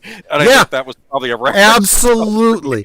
That's what makes it so funny. They're basically saying what everyone's thinking, and it's a wink and a nod at the audience, you know? Okay. So here's part of the problem, though. We talk about Disney, right? And we talk about, it'd be great if we could just boycott Disney. The trouble is Disney owns so much stuff. Like, we're talking about 20th Century Fox properties now that maybe Disney's going to muck these up too, because maybe we shouldn't be looking at these as separate entities from the main Walt Disney Corporation. But this project for Avatar was started under 20th Century Fox when it was still 20th Century Fox and not owned by Disney. So I don't know. If you like the first one, you might enjoy this one. And what else are you going to watch? What, are you going to do something else besides go to the movies on Christmas, like spend time with family? Come on. I'm telling you, I've got plenty of classic Christmas films on physical media. I don't need to go out. Or as Big Al always suggests, the Hallmark videos are out there too. Oh, he reviewed one on Netflix. Apparently Netflix is trying to make their own kind of Hallmark videos, and Lindsay Lohan was in one. Did you see that? I did not. He did a review of that. I'll have to check it out. Man. I'll tell you, if it comes to those kinds of movies, Big Al would be my go-to. I would probably not see it if he said it wasn't worth seeing. She kind of disappeared, and now she's back. Okay. Well, she could have done the whole Robert Downey Jr. thing, but I don't think she's quite pulling that off. Let's paste the next article, huh? I did. This would have been a good one. Another 20th Century Fox film that is a thing. Remember Covenant and Prometheus? No, you're here. I was reading Boosh McFadden's. Remember Covenant and Prometheus? Hard pass. Come on, they got Ridley Scott for them. Ridley Scott, showing us his vision of what Alien was supposed to be. I'd be happy to go back and just watch the original Alien all over again. I will say this for Prometheus and Covenant. It got a lot of stuff wrong, and I'm not going to defend those movies, but if I didn't love Michael Fassbender's android David in those movies, he was a great villain. It's kind of a callback to the android from the first Alien movie. And if they had just made it about him and he was the main monster, the android, instead of them trying to drag the xenomorph into it, I think I would have enjoyed those movies a lot more than I did, because I think David was enough, And if David's doing experiments too, making his own monsters that aren't the xenomorph, and this takes place in the Alien universe, I'm okay with that. Right. I just didn't like dragging the xenomorph into it because it didn't really belong there. But exactly. Anyway, let's move on. Apparently that's anyway, because 20th Century's no Fox. Disney and 20th Century's new Alien movie, Fede Alvarez, gets some exciting cast and filming updates as the film picks up momentum. The new Alien movie from Disney and 20th Century is finally moving forward as the cast and filming status receive major updates. Ridley Scott's original sci-fi horror franchise is set to make another return in the near future. Just a few years after his Alien prequel movie stalled out after two films, Disney and 20th Century began developing several ideas for potential new Alien film. It was announced in early 2022 that Don't Breathe director Fede Alvarez was attached to direct the movie, which is expected to act as a soft reboot for the franchise.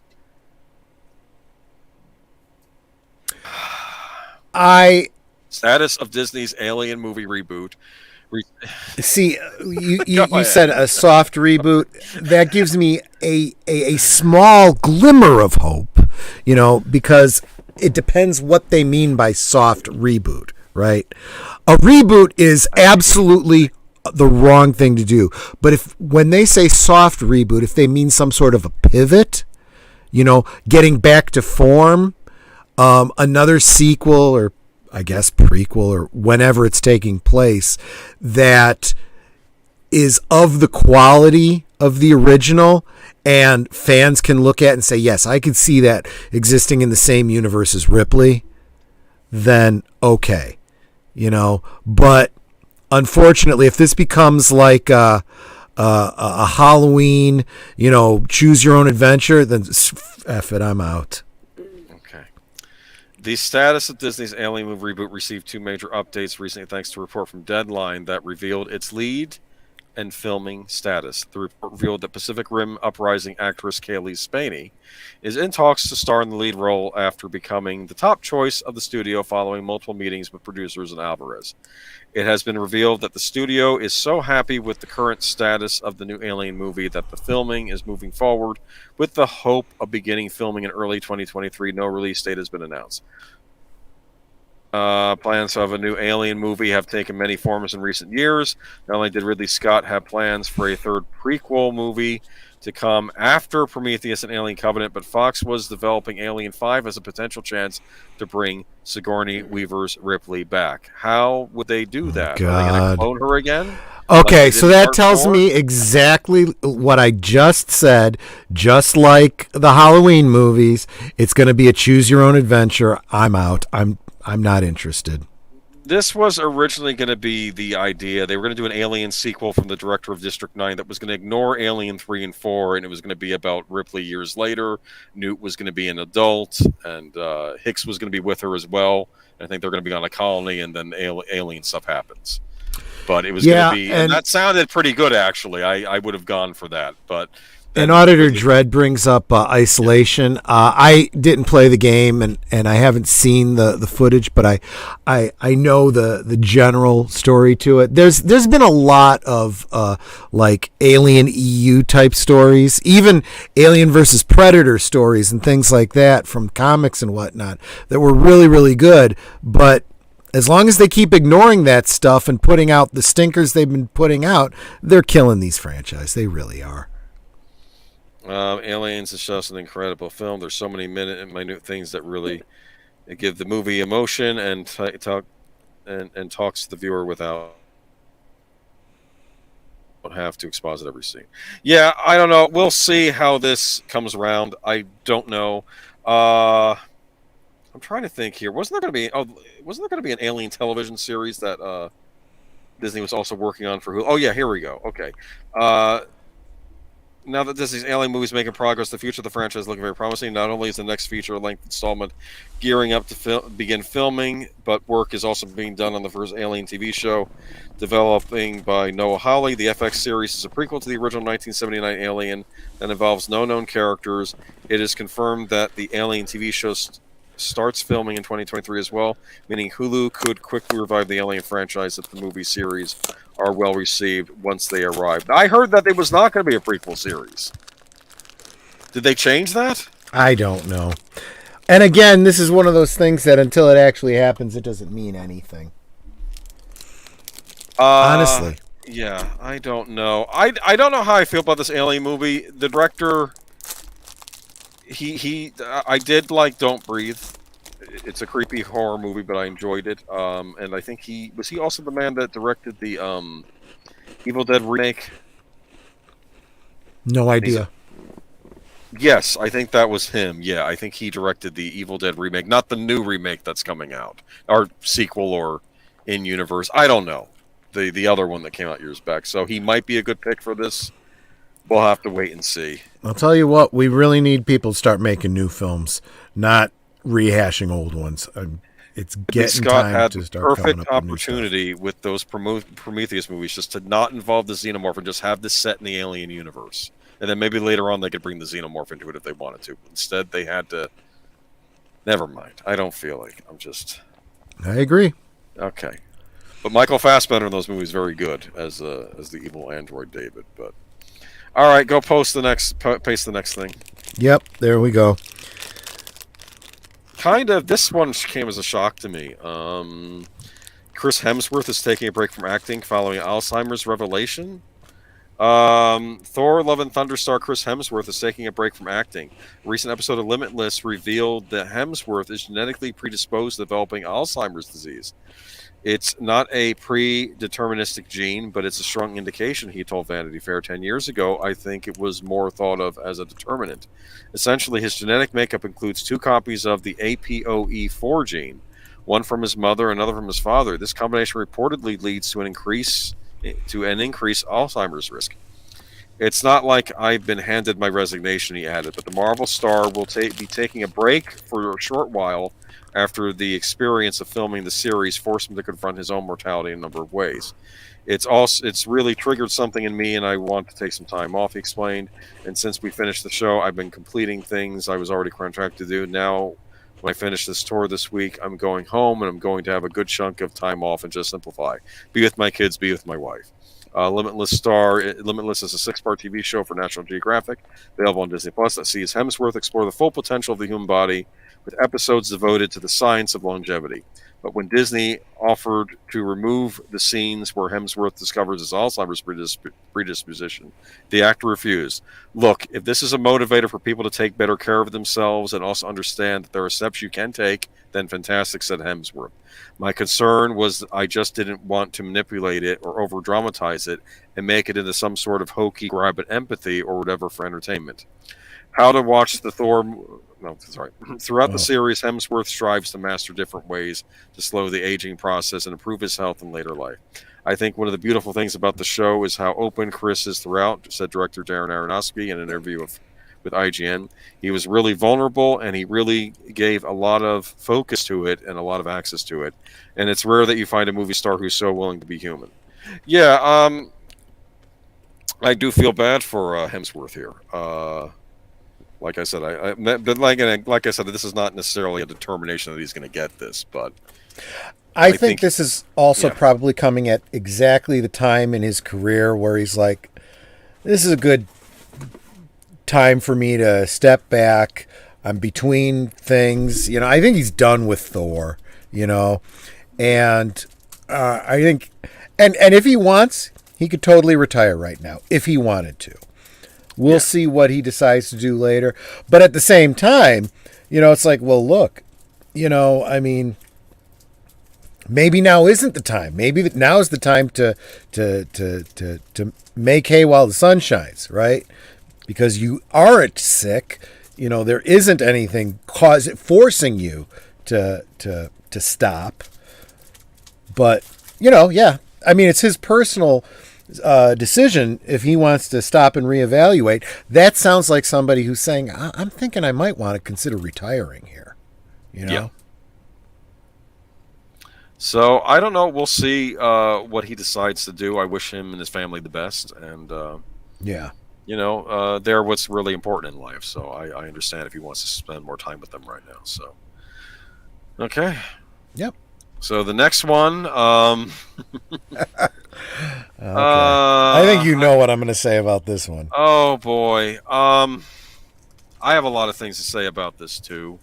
Mm-hmm. Funny, this didn't even make it into the headlines because I'm kind of wanting to think this isn't happening. After all, this is the streaming service that gave us a certain other movie. We're getting to the point where we don't even know if by the time they're ready to release this movie, they may be freaking going bankrupt. Netflix eyeing Greta Gerwig to direct the Chronicles of Narnia movie. You know what also this reminds me of, too, before we even get into this? Remember when Disney released Chronicles of Narnia movies? How far have they fallen? Oh, yeah. And they were good. Yep. The first two were put up by Disney. Yep. Then they cheaped out and didn't want to fund the full budget Walden Media wanted for part 3, so they went to 20th Century Fox. 20th Century Fox put out Prince Caspian. Now Disney owns 20th Century Fox. Does that mean they now own Prince Caspian? Probably, or maybe they don't own Narnia at all because Netflix is doing something. Let's go into this. Okay. We may finally get some news about Netflix's frontier into the Chronicles of Narnia. After 4 years of waiting, we're hearing that Netflix is looking to kick off the franchise on Netflix with 2 movies, and that Greta Gerwig is eyed to direct both. We had 2 waves of Narnia Netflix news thus far. Of course, the first round of the news came in October 2018 when Netflix announced it was teaming up with the C.S. Lewis Company in a multi-year deal when they could produce series and movies based on the beloved books. Then, just under a year later, Netflix announced that Matthew Ulrich had boarded the franchise as a quote-unquote creative architect and oversee all development moving forward. The creative is best known for his work at Disney Pixar, including being the co-writer of Coco.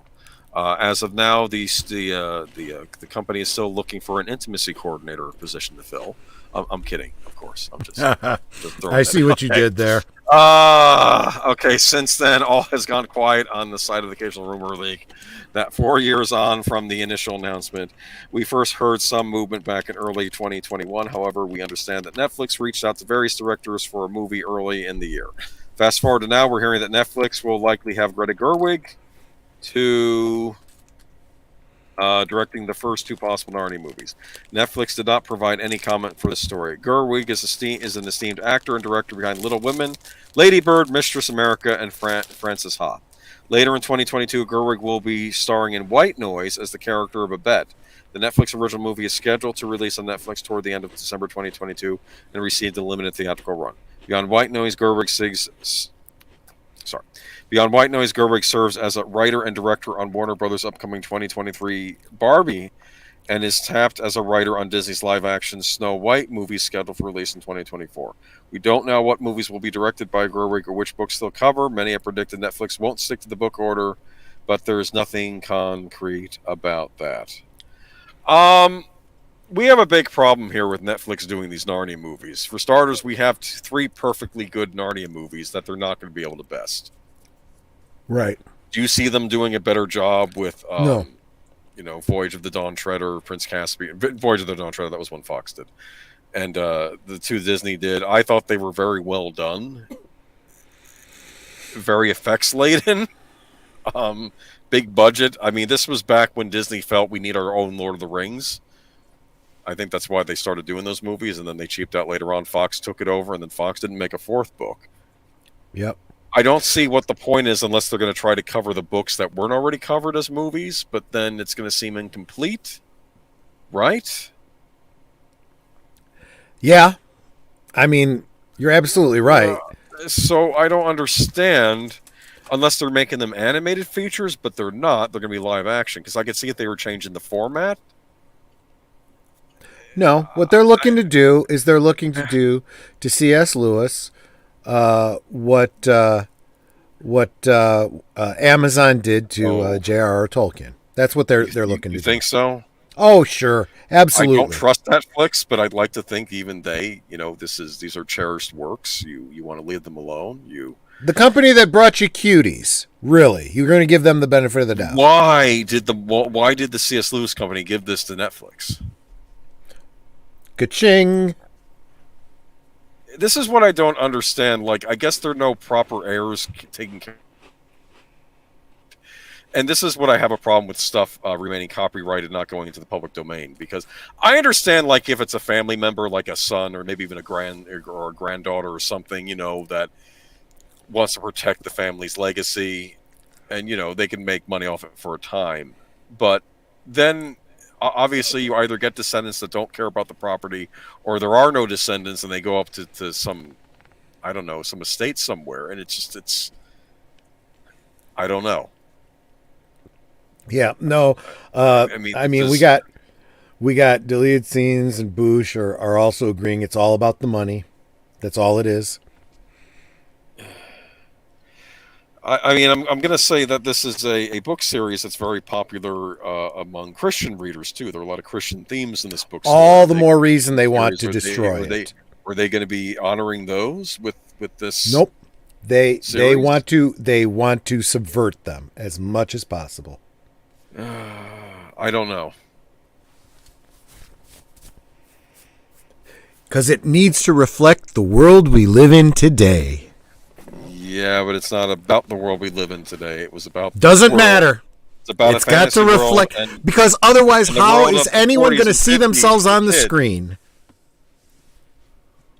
You can't relate to characters you don't recognize because they don't look like you. This is C.S. Lewis. We need a bunch of fat people of every color and every gender. And let's face it, there's like thousands of genders they need to squeeze in there. Now, I did enjoy the ones Disney put out. See, Disney did good stuff. How far has Disney fallen that they went from making those Narnia movies to making millions? Millions. The past couple weeks, they have been talking about how badly it's doing in the stock market. It is crashing. Don't give me the too big to fail bullshit. You know, a company that's too big to fail doesn't suddenly on a Sunday night announce that they're firing their CEO and bringing back the one that started this whole downward spiral in the first place. So Netflix can theoretically remake The Lion, the Witch, and the Wardrobe as a Netflix original movie, but not the Disney Lion, the Witch, and the Wardrobe, which still holds up very well today because it was using state-of-the-art special effects at the time and big set pieces. It was... Or are they just going to skip Lion, the Witch, and the Wardrobe and go to Magician's Nephew? I don't know. What do you think? I have no idea. It makes no sense to me.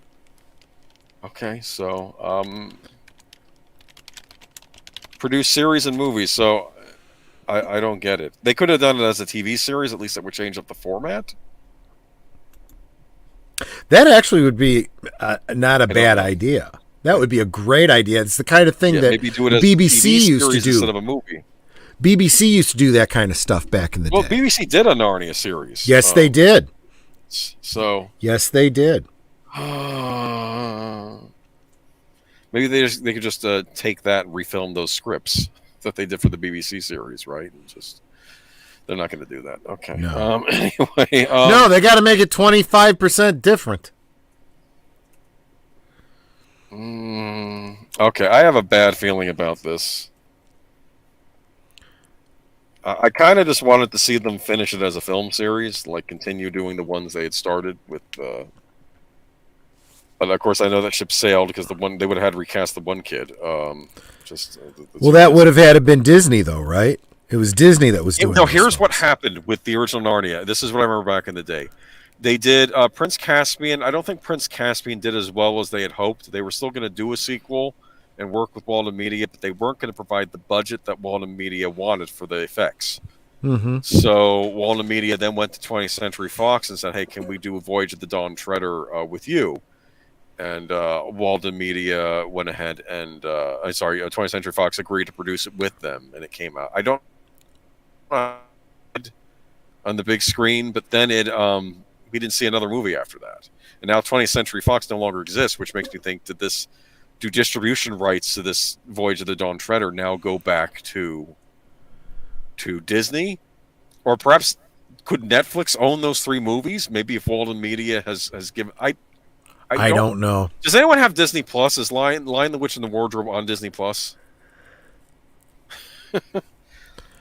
I don't know. Does this is making any sense to you? You there? Yeah, I was just reading David Pensak's. This is very interesting. He said he was in a Walmart last night. They don't even sell radios in the store anymore. Interesting. That's very good, especially when you're in a place where there's a natural disaster to not have a radio. Well, this is why I said you got to have this stuff in a bug-out bag, all ready to go, Maybe. with a hand crank so that you can, little dynamo so that you don't have to worry about batteries. Yes, charge it yourself. Lion, the Witch, and the Wardrobe. Where is this streaming? Bush said it is on Disney Plus.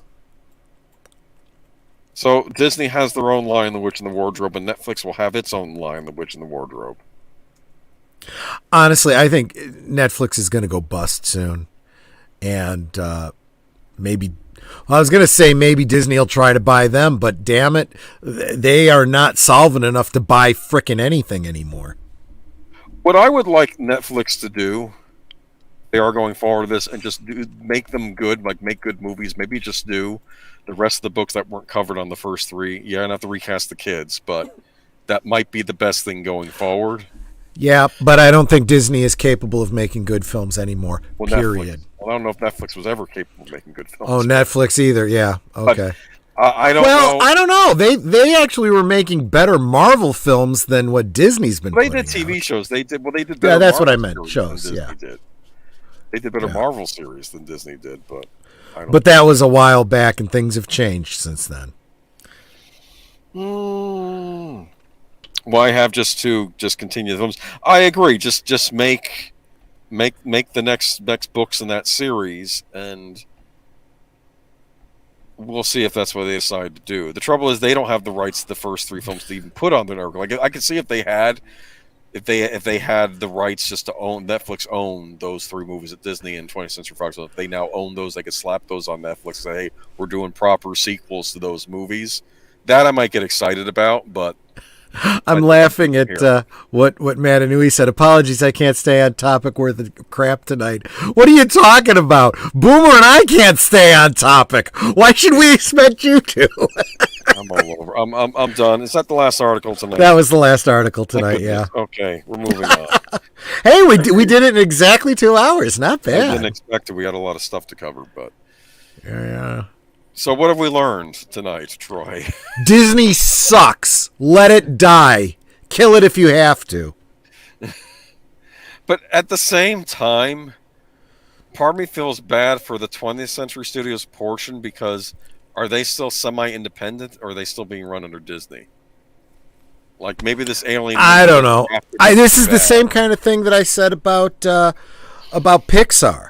They need to start consolidating, you know? And they have to... I always say it, and I know it's a rude way to say it, but it fits. They got to shit or get off the pot, for crying out loud. You know, if they want to do family-friendly Disney and more adult, like Hulu, then they can have Disney 20th Century, right? They can have Disney Plus, Hulu. They could have, they need to consolidate Pixar and Disney Animation. It needs to become one thing. I would suspect more people subscribe to Hulu than Disney Plus, right? Mm-hmm. Just fold them into each other, and then just say Disney Plus is like the family side of Hulu. You know, yeah. They have. My understanding is they have a categorization on Disney where the kids have their separate account and the adults have their separate account. Even on Disney, even the so-called family-friendly Disney. Why don't they just make it all one, Disney Hulu, and have the adult Hulu? And yeah, you're right. The kid-friendly stuff is the Disney stuff. Remember they were trying for a DC streaming service that didn't pan out for them? Remember that? Yeah. They folded into HBO. They folded it because that makes absolutely perfect sense. Because otherwise you're competing with yourself. Which I thought was one of the reasons why Iger bought 20th Century Fox, because he wanted Hulu. Look, but then they start Disney Plus. I don't understand this. We have said this about streaming for a long time. There are only so many people that are going to subscribe to streaming services, period. There is a finite number of human beings and households that will do that. And of those people, there's an even smaller subset of people that are going to subscribe to more than one service. Okay? So if you are Disney and you have Disney and Hulu, you're literally competing against yourself for that subscriber base. Gotcha. Maybe Bob Iger will buy the railroad system to prevent the pending strike and bring back the roadshow pictures. Oh, we got a lot more stuff going on in this country than Hollywood. I like what Bush said. Bob Iger will save Disney. How? Shut up. He's going to save Disney by selling it to Apple. I didn't say that out loud. I'm sorry. Wait, did I say that out loud? What you got I know a lot of people are talking about that, but honestly, I am not sure that Apple wants to get into that business. I am not certain they even want Disney. Don't know what Apple's take is. They're a very odd company because they have their own streaming service. They have their own exclusive shows. Now, granted, it's not a huge amount of stuff on this, but the stuff that's on there is quality. I have seen it. Like Foundation was a big budget, like Game of Thrones-esque a show, like that kind of budget. And I did enjoy the first season of that a lot. See, that can go one of two ways then. Yeah. On the one hand, if you're saying that their streaming service has good quality stuff on it, one side of the coin says, well, then they wouldn't want Disney because it's a bunch of shit. But then on the other side, it could be, you know what, we buy it for the IPs and then we can turn it into something good. So it could go either way. They have Lasseter working for them, making animated features for exclusives for Apple. Hey, Lasseter, if we pick up Disney, can you do something with it? Yeah, I think I got some experience with that. They throw him in charge of Pixar again. Yup. It's very weird. I haven't watched the thing he has on there. I don't know. Anyways, what you got going? What do you got going on this week? Should I go Well, first? yeah, you go first because nothing before Friday for me. Wednesday, I will be on Soundtracks with Birdman. We are going to be talking. We are going to be doing a rewatch, so you can watch along with the movie if you have access to it, of the classic Jingle All the Way movie. Remember with Arnold and Sinbad? Remember that one? Yes. Okay, so we're going to be Great watching movie. that. It's kind of a minor classic. Yeah. The late Phil Hartman was in that. I really Yes, he was. desperately miss Phil Hartman. He was a great comedian and went way too soon. But yeah, we'll be watching that this Wednesday. Yep. And that's all we got going up through Wednesday? Yeah, nothing on Matchstick. I believe we have to check with him. I believe the Spider-Man discussion will be happening a week after, not this Tuesday, but the week after. I think. Yeah. Okay. I could be wrong. But yeah. And so I guess that does bring me back to Friday. Last Call is going to be the place that author T.J. Manrique is going to be kicking off his the announcement and promotion of his new book, Another Boring Day in Space. I'm kind of really excited about that. He chose my little channel to kick off his new book. So we'll be talking with him about the book, where he got the idea for a murder mystery in space, what his background in writing is, how he started writing, what his method is, and I don't know. We'll talk about booze too, probably. Jace Fox, welcome. We're wrapping up here. Matt Inouye mentioned that there is a Godzilla series coming to Apple. It takes place in the legendary, the Godzilla versus Kong universe. You know that one? Oh, okay. Yeah, I was wondering what had happened with that. They didn't go with Warner Brothers. I think they got angry about that day and date nonsense that Killer pulled. Remember that? I remember, yeah. Because it did really well, but how well it could have done if it hadn't been day and date. Yeah. So, what's going on Saturday? Saturday we're over on Big Al Presents for a holiday classic, one of my favorites, really, the original Miracle on 34th Street. Oh, that's a good one. Yep. It'll be the black and white version if you're watching with me on Cosme. Because that's the way you should watch it. It's a legal drama, too, if you think about it. It is. It really kind of is. I mean, they kind of play fast and loose with the law on that one. I would be really interested to look into what I guess it would be New York State. What New York State laws were at the time that film came out in regards to the mentally infirm, because that's what this case was basically about. About somebody who was somebody who was or maybe not. Well, right. I mean, and that's what it comes down. If someone's trying to commit you, there is a level of scrutiny. Are you going to be that. harmful to yourself or to others? Right. Yeah. Exactly. Yep. Exactly right. But the other interesting thing too is they without getting, and I don't know, I'm going to say this now because maybe Al doesn't want me to get into this on the stream, because I love to dig into the courtroom sorts of aspects. But the defense could have pushed for a jury trial on that, and probably should have, because then you can make the case, well, he got into an argument with somebody. It doesn't mean, you play it up. Have you never, gotten into a heated argument with somebody? That's enough to say that somebody's insane. We've had all these people come in and say, that he's a great guy and, he's wonderful and blah, blah, blah, blah, blah. Do you really? And ultimately it comes down to, no, I can't send Santa Claus to an insane asylum. He's not that dangerous. He's not a danger to himself and others, But then they wouldn't be able to get the good, twist, and then the political part on the judge's side and stuff. So, but hit subscribe and smash that thumbs that's up. right. Law and Order North Pole. Yes, I know I mentioned that. Law and Order. Hit subscribe and smash that like Bankman Fried smashes that goofy-looking nerd into the headboard. Bankman Fried. That was that crypto guy. I think I invested some stuff I guess. You haven't heard about that? No. Okay. Yeah, that's Some bad stuff going on with crypto.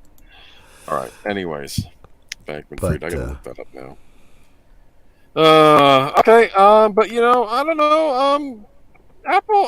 I watched the movie with Tom Hanks and a robot and a dog the other night on Apple. It was an exclusive movie.